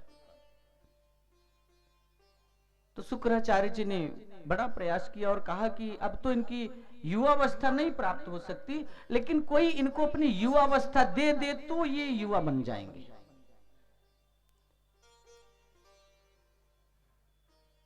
विषयों की आसक्ति विषया निवर्तन्ते निराहारस्य देहिनम रसवर्जम रसोप्यस्य परम दृष्टा निवर्तते। विषयों को छोड़ने से विषयों को भोगने की इच्छा नहीं खत्म हो जाती, और इच्छा कब खत्म होती? परम दृष्टा निवर्तते, उस ईश्वर का दर्शन करने के बाद खत्म होती है। उसको देखिए, आप ईश्वर का साक्षात्कार करिए। आपके अंदर से ये जो विषयों को पाने की, जो भोगने की जो इच्छाएं बनती रहती हैं, ये कम होती चली जाएंगी और ईश्वर के आनंद में स्थित होने चली, सुख से हट करके, सुविधाओं से हट करके शांति और आनंद की ओर जाने लगे। भगवान श्री कृष्ण कहते हैं विषय तो दूर हो गए, लेकिन उसकी भोगने की इच्छा राजा ययाति को इतना पीड़ित कर रही है कि वो अपने बेटे से अपनी जवानी मांगते हैं। कोई ऐसा निर्लज्ज होगा? 5 बेटे हैं, शर्मिष्ठा से 3 पुत्र, देवयानी से 2। पांचों के पास जाकर के कहते हैं कि बेटा अभी हम जवानी का सुख लेना चाहते हैं, आप हमको अपनी जवानी दे दो। और बेटे भी कहे कि आप कैसी बात कर रहे हैं, अभी तो हमने जीवन देखा ही नहीं। 4 ने मना कर दिया। 5वां धर्म पुरु नाम था उनका, धार्मिक थे, और उन्होंने कहा कि हमें तो परमात्मा की भक्ति करनी है, हमें तो इस राग में फंसना नहीं, क्योंकि इसमें फंसने के बाद तो पिता की हालत में देख रहा हूं, हम इससे नहीं उलझना चाहते, हम तो निकलना चाहते हैं। इसलिए ये ठीक है, युवावस्था दे दीजिए। और कुछ मंत्रोच्चार के द्वारा, कुछ नियम के द्वारा वो जवानी ट्रांसफर कर दिया। आज तो अंग प्रत्यंग ट्रांसफर किए जाते ना, ये विज्ञान है, लेकिन उस समय जवानी भी ट्रांसफर हुआ करते थे। ये विज्ञान भारत ने जिया है प्रभु प्रेमी, ये भारत की संस्कृति है। किसी की उम्र भी किसी को दे करके जिंदा कर दिया जाता था, उसको जवान बना दिया जाता था। आजकल तो जैसे प्लास्टिक सर्जरी क्या क्या करते नहीं, युवा बना देते हैं, उसको सुंदर बना देते हैं, लेकिन उस समय की विद्या ट्रांसफर कर दिया उसकी सारी शक्ति। ये हमारे महापुरुषों की धरती है। हम आप भी उस विद्या को जान सकते, उसको समझ सकते हैं, उसी को जानने के लिए जीवन मिला। कई बार आप देखते होंगे, कई बार सन्यासी लोग चोला बदल देते हैं, एक ही शरीर में कई चोला बदल देते हैं, इस जीवन के उस मर्म को जानने के लिए। एक संत अपना अनुभव लिखते हैं कि वो अध्यात्म की ऊंचाई को जानने की इच्छा करते हुए जगह जगह जा रहे थे।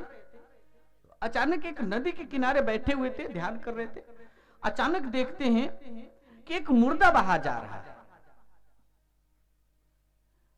उसको देख रहे थे, अचानक देखते हैं कि उधर से एक सन्यासी भी आ रहा है और उसकी दृष्टि मुर्दे पे है, और वो पानी में प्रवेश कर गया और जाते हुए जाकर के उस मुर्दे को पकड़ता है। तो ये सन्यासी जो ये बैठ करके देख रहे हैं, माजरा क्या है, ये मुर्दा खाएगा, मन में ये चल रहा है। अचानक वो नदी से बाहर करते हैं मुर्दे को और उसको लिटा देते हैं, उसको साफ करते हैं, सफेद साफ कपड़े पे लिटाते हैं और बगल में खुद एक साफ कपड़ा बिछा करके लेट जाते हैं।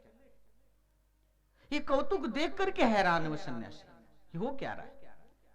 कुछ समय बाद देखते हैं कि वो मुर्दा उठ के खड़ा हो जाता है और जो बगल में शरीर था उस शरीर को पकड़ करके बांध करके फेंक देता नदी में, और देखते ही देखते वो गायब हो गया। वो अपने जीवन परिचय में लिखते हैं, बड़ा आश्चर्य है कैसे शरीर को बदला जाता है, किस लिए? उस परम आनंद को पाने के लिए, परम सुख को पाने के लिए। और यही सुख पाना चाहे शरीर, विषयों को सुख जो लोग पाना चाहते हैं, 1000 साल तक इन सुखों को प्राप्त करता रहा राजा ययाति, अनेकों संतानें हुई बहुत समय तक, लेकिन अंत में उसके मन में एक ही भावना आई कि जितना मैं इन विषयों को भोग रहा हूं वो उतनी ज्यादा मेरी विकार वासना बढ़ती जा रही है। इन विकारों ने तो मेरे जन्म को बर्बाद कर दिया। ये जीवन मिला था परमात्मा की भक्ति करने के लिए, परम शांति के लिए, परम सुख के लिए, हम तो विषयों में ही अपना जीवन खत्म कर दिए। उनको बड़ी ग्लानि हुई और बड़ा सुंदर उनकी भावना निकली, विकारों ने मेरा जन्म लूट कर। आज संसार में सांसारिक विषयों को इकट्ठा कर लेना ही जिंदगी लोग समझते हैं। सांसारिक व्यवस्थाओं को जितना इकट्ठा कर लेंगे उतनी अच्छी जिंदगी जीना समझते हैं। आप गहराई से देखें, जो लोग ये इकट्ठा करते हैं सबसे ज्यादा परेशान, सुख और चैन को खोते चले जाते हैं। एक धनी व्यक्ति का नाम आपने सुना होगा, बिल गेट्स का। उससे पूछा गया कि आप अपने जीवन से सुखी होंगे? उसका सेकंडों का कई करोड़ों रुपए है, एक सेकंड में करोड़ों रुपए कमाता है, और घंटे का कितना हो गया?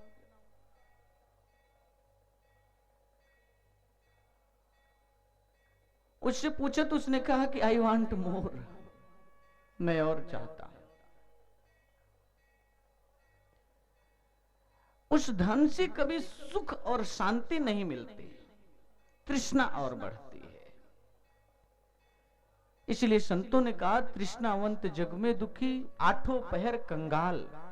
राजा ययाति कंगाल है।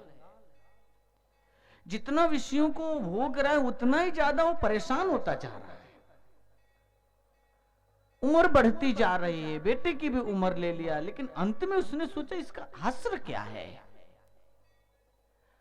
और मरने के बाद फिर ऐसे शरीर मिलते हैं जहां पे केवल विषयों का चिंतन। चकवा चकवी पक्षी जैसा, विश्वा योनि बलबल अवतरे, संतों ने कहा फिर वही जन्म मिलेगा। ये तन मिला है प्रभु को पाने का, प्रभु की भक्ति करने का। कहते अंत समय जो लड़का सिमरे, बच्चों का चिंतन करते हैं, जो बाल बच्चे की रात दिन बाल बच्चे करो, और अंत समय में भी ध्यान किसका आएगा? बाल बच्चे का ही आएगा। जो उनका चिंतन करते हैं, कहते सुकर योनि बलबल अवतर, उनको सुअर का जन्म मिलता है। बहुत सारे बच्चे मिलेंगे, आप लोग पालन पोषण करो, लेकिन भक्ति नहीं कर सकते। जो रात दिन धन का चिंतन करते हैं,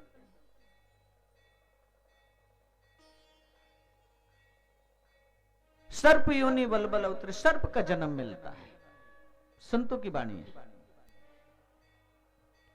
अब सर्प के ना तो हाथ होता है, न पैर होता है, न कमर होती है, न कान होता है, वो पहने कहां गहनों को? उसको उपयोग नहीं कर सकता, लेकिन कुंडली मार के बैठा रहेगा, क्योंकि धन से मोह है, उसको वही मिलेगा, उसका उपयोग नहीं कर सकता। ईश्वर दे देते कि जो तुम चाह रहे वही देते हैं। प्रभु प्रेमियों, इस सृष्टि में मेरा जो अनुभव है, मनुष्य जो भी मांगता है, ये शरीर क्या है? गोस्वामी तुलसीदास जी ने कहा कि शरीर की क्या तुलना आप कल्प वृक्ष से करते हैं? कहते उससे भी महान है, कल्प वृक्ष से भी महान है ये। जो आप चाहेंगे वो आपको मिलेगा। अब ये है कि वो मिलेगा कब, ये समय बताएगा, तुरंत नहीं। और जब मिलता है तो उसका उपयोग हम नहीं कर पाते। सर्प का जन्म मिला तो सोने का लाभ क्या है? धन का क्या लाभ है? सुअर का जन्म मिला तो बच्चों का क्या लाभ है? घर की रात दिन चिंता करते हैं, घर परिवार में ये कैसे करना, पूरा ध्यान उसी में लगा। कहते प्रेत योनि बल बल होते, प्रेत का जन्म मिलता है। आप देखे होंगे ना, प्रेत जहां पहुंचते हैं वो घर खाली करना पड़ता है, बड़ा जोग जब करवाना पड़ता है, फिर भी हारते नहीं, वो परेशान करता है। वो जाए कहां प्रेत, उनको भी कोना चाहिए, जहां बंद कमरा रहता है उसमें उनका कब्जा। इसलिए लोग सुबह शाम दीपक जलाते हैं, दीपक जलाते रहो, उजाला होता रहे, अंधकार ना आने पाए। लेकिन वो जीव, वो चेतना जो है, वो जो हवा के रूप में है, शरीर को तो छोड़ दिया, शरीर में जो है, जो हवा है, वो जब निकल गई तो उसको कोई शरीर नहीं मिला, क्योंकि उसकी आसक्ति घर में थी। शरीर तो नहीं मिला, घर मिल गया, लाभ नहीं है उसका। अंत समय जो नारायण सिमरे, जो नारायण का सिमरन करता है, बदते त्रिलोचन तेनर मुक्ता, वो मुक्त हो जाते हैं। इसलिए नारायण को हृदय में बसाने की बात कही। और राजा ययाति को ये सब करने के बाद जब समझ आई तो उन्होंने यही कहा कि मैंने भोगों को नहीं भोगा, भोगों ने हमें भोग लिया। शराब को लोग नहीं पीते, शराब उन्हें पी जाती है, उनका पूरा शरीर का सारी शक्ति खत्म कर देते हैं। भोगों को भोगते नहीं, भोग उन्हें भोग लेते हैं। तृष्णा न जीड़ा वह में उजीड़ा, मेरी तृष्णा नहीं खत्म हुई, हम खत्म होने के कगार पे हैं, अब जाएंगे तो कहां जाएंगे।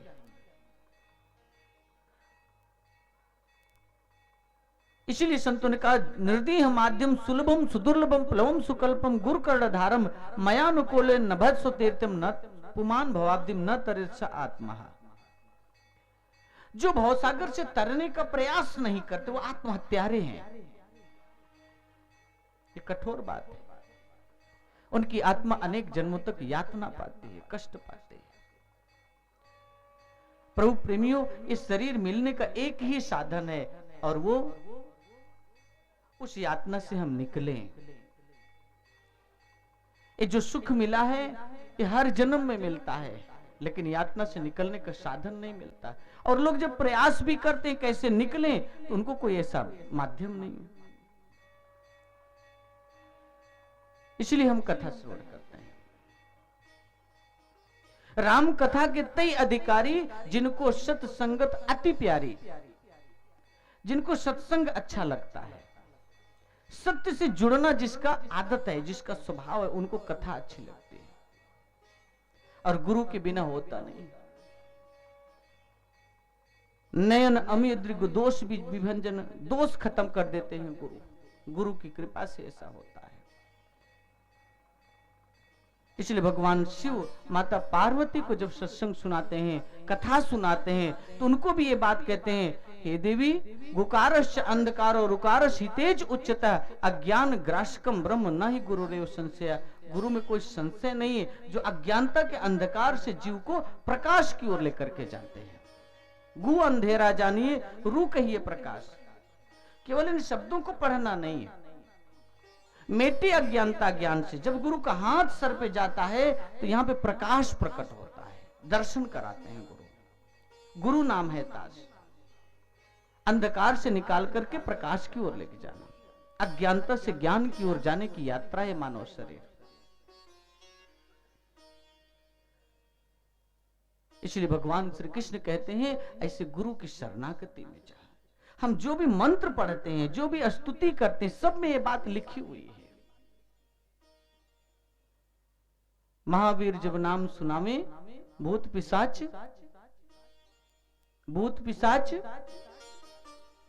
सुना है कि नहीं आप लोगों ने? महावीर जब नाम सुनावे, भूत पिशाच निकट चले आवे।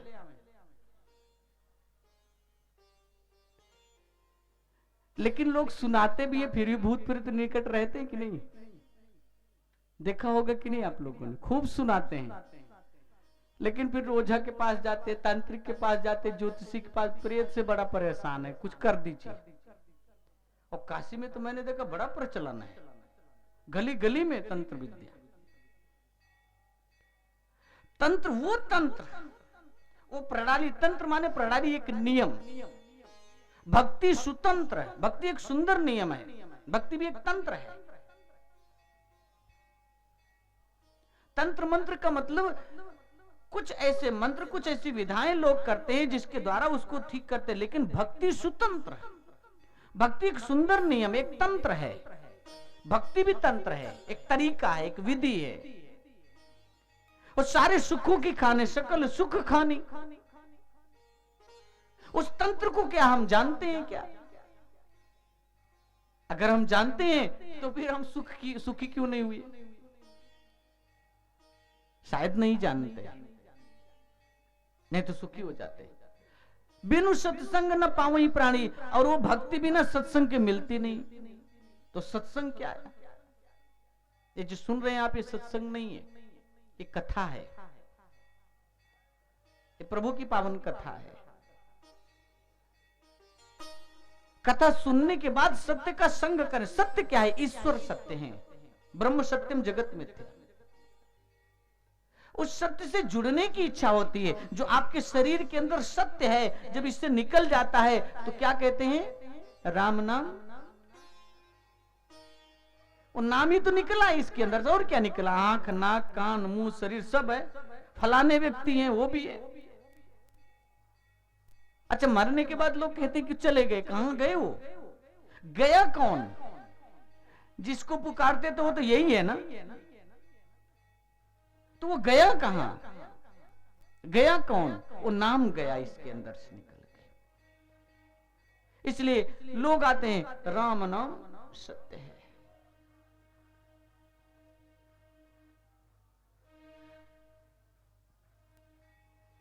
कबीरदास जी कहते हैं, देखा एक अचंबा देखा, बानर दुहे गाय।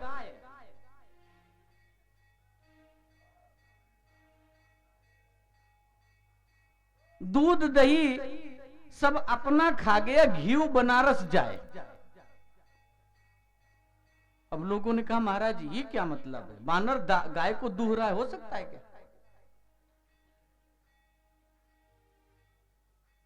बानर गाय को दूह रहा है, और दूध दही जब अपना खा गया तो माखन कहां बचेगा? दूध ही खा गया तो माखन कहां बचेगा? तो संतों ने इसकी भाव रखे कि बानर कौन है? मन। मन बंदर का प्रतीक है। संत कुछ भी कहते तो संकेत में किसी का उदाहरण देते हैं। और गाय कौन है? गो माने इंद्रियां। आपकी इंद्रियां गाय का रूप है। मन इंद्रियों के द्वारा कार्य करता है, दुहता रहता है। मन इंद्रियों को दुहता रहता है। बानर दुहे गाय। और जब इंद्रियां अंतर की ओर चली जाती हैं तो दूध दही मिलता है मन को, मन शांत होने लगता है। जब इंद्रियां अंतर में जाती हैं और इंद्रियां बाहर रहती तो मन परेशान रहता है। अंतर में जब जाती हैं तो उसको बड़ा आनंद मिलता है, दूध ताकतवर हो जाता है, मन बड़ा आनंदमयी होता है। और कहते फिर घी बनारस जाए। ये शरीर जो है फिर बनारस में जाते, राम नाम सत्य है। इस शरीर से ही तो सुख पाना चाहते हैं, लेकिन सुख तो अंतर में आत्मा के रूप में है। वो मन पा लेता है, लेकिन शरीर को जिसको आप साधन मानते हैं, इसको घी समझते हैं, इसी से पूरी दुनिया का सुख पालें, ये बनारस जाता है, उसको फिर जलाते हैं, केवल इसको लकड़ी जलाते हैं। घी कुछ मिलता नहीं है, दूध दही कोई और ही खाता है। कौन खाता है? वो मन खा लिया, वो आत्मा का आनंद मिला मन को, मन शांत हो गया, मन परम धाम को गया। चेतना परम लक्ष्य को प्राप्त करती है। उस आनंद को पाने की बात कही संतों ने। ये नहीं कि मरने के बाद सब लोग लेके जाते, घी मिलेगा, मोक्ष। घी माने मोक्ष, काशी में मोक्ष। और घी तो पहले ही शरीर के रहते रहते निकाल लिया गया। ये शरीर का साधन है, मटका है। अब ये भक्त लोग करते हैं, जिनके जीवन में गुरु आ जाते हैं। इसलिए राम नाम सत्य है, सत्य बोले सो घत है। मन जब उस नाम को सुमिरन करता है, मंत्र कहते हैं। मंत्र का अर्थ मन त्रायते इति मंत्र है, जिससे मन का त्राण हो जाए, जिससे मन शांत हो जाए, जिससे मन की उलझन खत्म हो जाए, मन के द्वंद्व खत्म हो जाए, वो मंत्र है। मंत्र माने जो मन के अंतर में है, वो हाथ से नहीं। माला फेरत जुग गया ज्ञान मन का, होता है कि नहीं? मुख में राम, मुख में राम, सुना है कि नहीं? आगे हम नहीं कह सकते, आप लोग जानते होंगे। मुख में राम, राम नाम जपना, राम नाम जपना और होता है कि नहीं? ध्यान कहीं और ही लगा होता, नाम जप रहे होते, ध्यान कहीं और लगा। जजमान बढ़िया आया है कि नहीं? एक मंदिर था, वहां पे पुजारी महोदय थे। अब पुजारी महोदय बैठे हुए मंदिर में, एक व्यक्ति आया, कहता है कि भगवान आज काम, मजदूर था, आज काम मिल जाए ना तो 1 रुपये आपको चढ़ा दूंगा। तो पुजारी जी बैठ के सुन रहे थे। थोड़ी देर बाद एक सेठ आया, आज बिजनेस में फायदा हो जाए ना तो 1000 रुपये चढ़ा दूंगा। एक व्यक्ति आया बाद में और वो कहता है कि प्रभु आज रेस होगी घोड़ा की, जीत गया तो आधा पैसा आपको चढ़ा दूंगा। तो पुजारी जी कहते हैं कि भगवान आप कृपा करना, पहले 2 जो आए उनकी इच्छा भले न पूरी करो, लेकिन तीसरे की इच्छा जरूर पूरी कर देना। मतलब मन में धन बसा हुआ है, ईश्वर नहीं बसा है। ये चाहे हम हैं, साधु के अंदर भी अगर ऐसा है तो उसका भी अहित है, ब्राह्मण के अंदर है तो उसका भी अहित है, भक्त के अंदर है तो उसका भी, ये सबके लिए है। इसलिए कहा राम नाम सत्य, उस नाम से जुड़ो, वो धन है।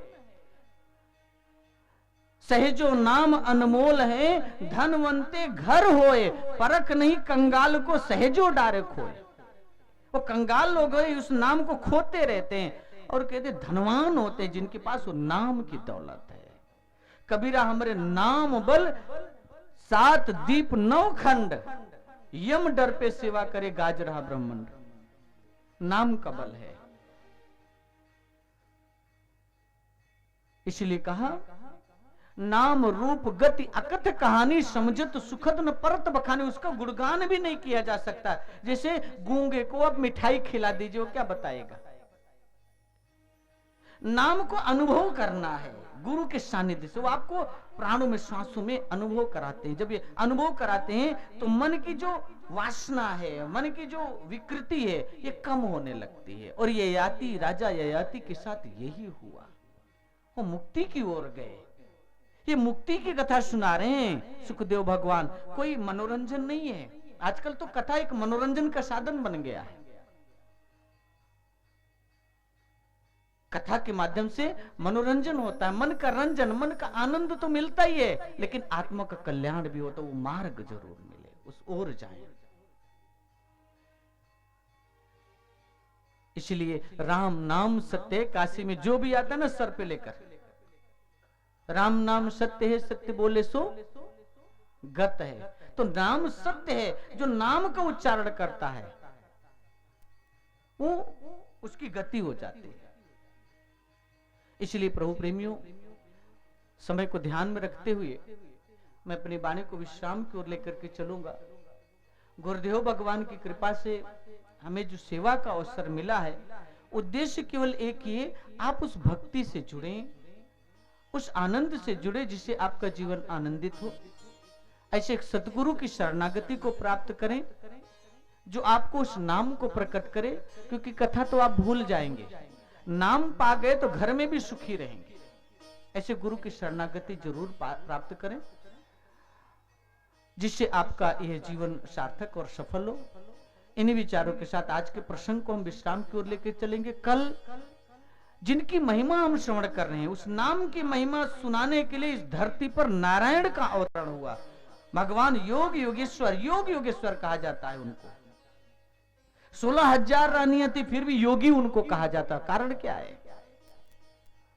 आप संसार में रहते हुए योगी कैसे हो सकते, भक्त कैसे हो सकते? ये विधा है भागवत महापुराण में। कल भगवान श्री कृष्ण का जन्मोत्सव मनाएंगे, और जब किसी के जन्मदिन पे जाते हैं आप तो कैसे जाते हैं? जन्म दिन पे जाते हैं कि नहीं? जन्मदिन मनाने जाते हैं तो कैसे जाते हैं? खुशहाल होकर के जाते हैं कि मायूस होके? तो कल भगवान का जन्मदिन मनाना है। उनके जन्मदिन में बड़े रहस्य हैं, हम उन रहस्यों को श्रवण करेंगे और उनकी दिव्य लीलाएं इस धरती पर हुई और उस पे जो रहस्य उसको हम श्रवण करेंगे। इसलिए कल बड़ा सुंदर ढंग से आइएगा, हम सभी लोग भगवान के जन्मदिन में सम्मिलित होंगे उनके आशीर्वाद को प्राप्त करने के लिए। और आइए अपनी वाणी को यहीं पे विश्राम करते हुए प्रेम से बोलिए भगवान भोलेनाथ की, बाबा विश्वनाथ की, श्री सद्गुरुदेव भगवान की, आनंद कंद भगवान की जय। श्री हरि बोले भागवत महापुराण की। हर हर महा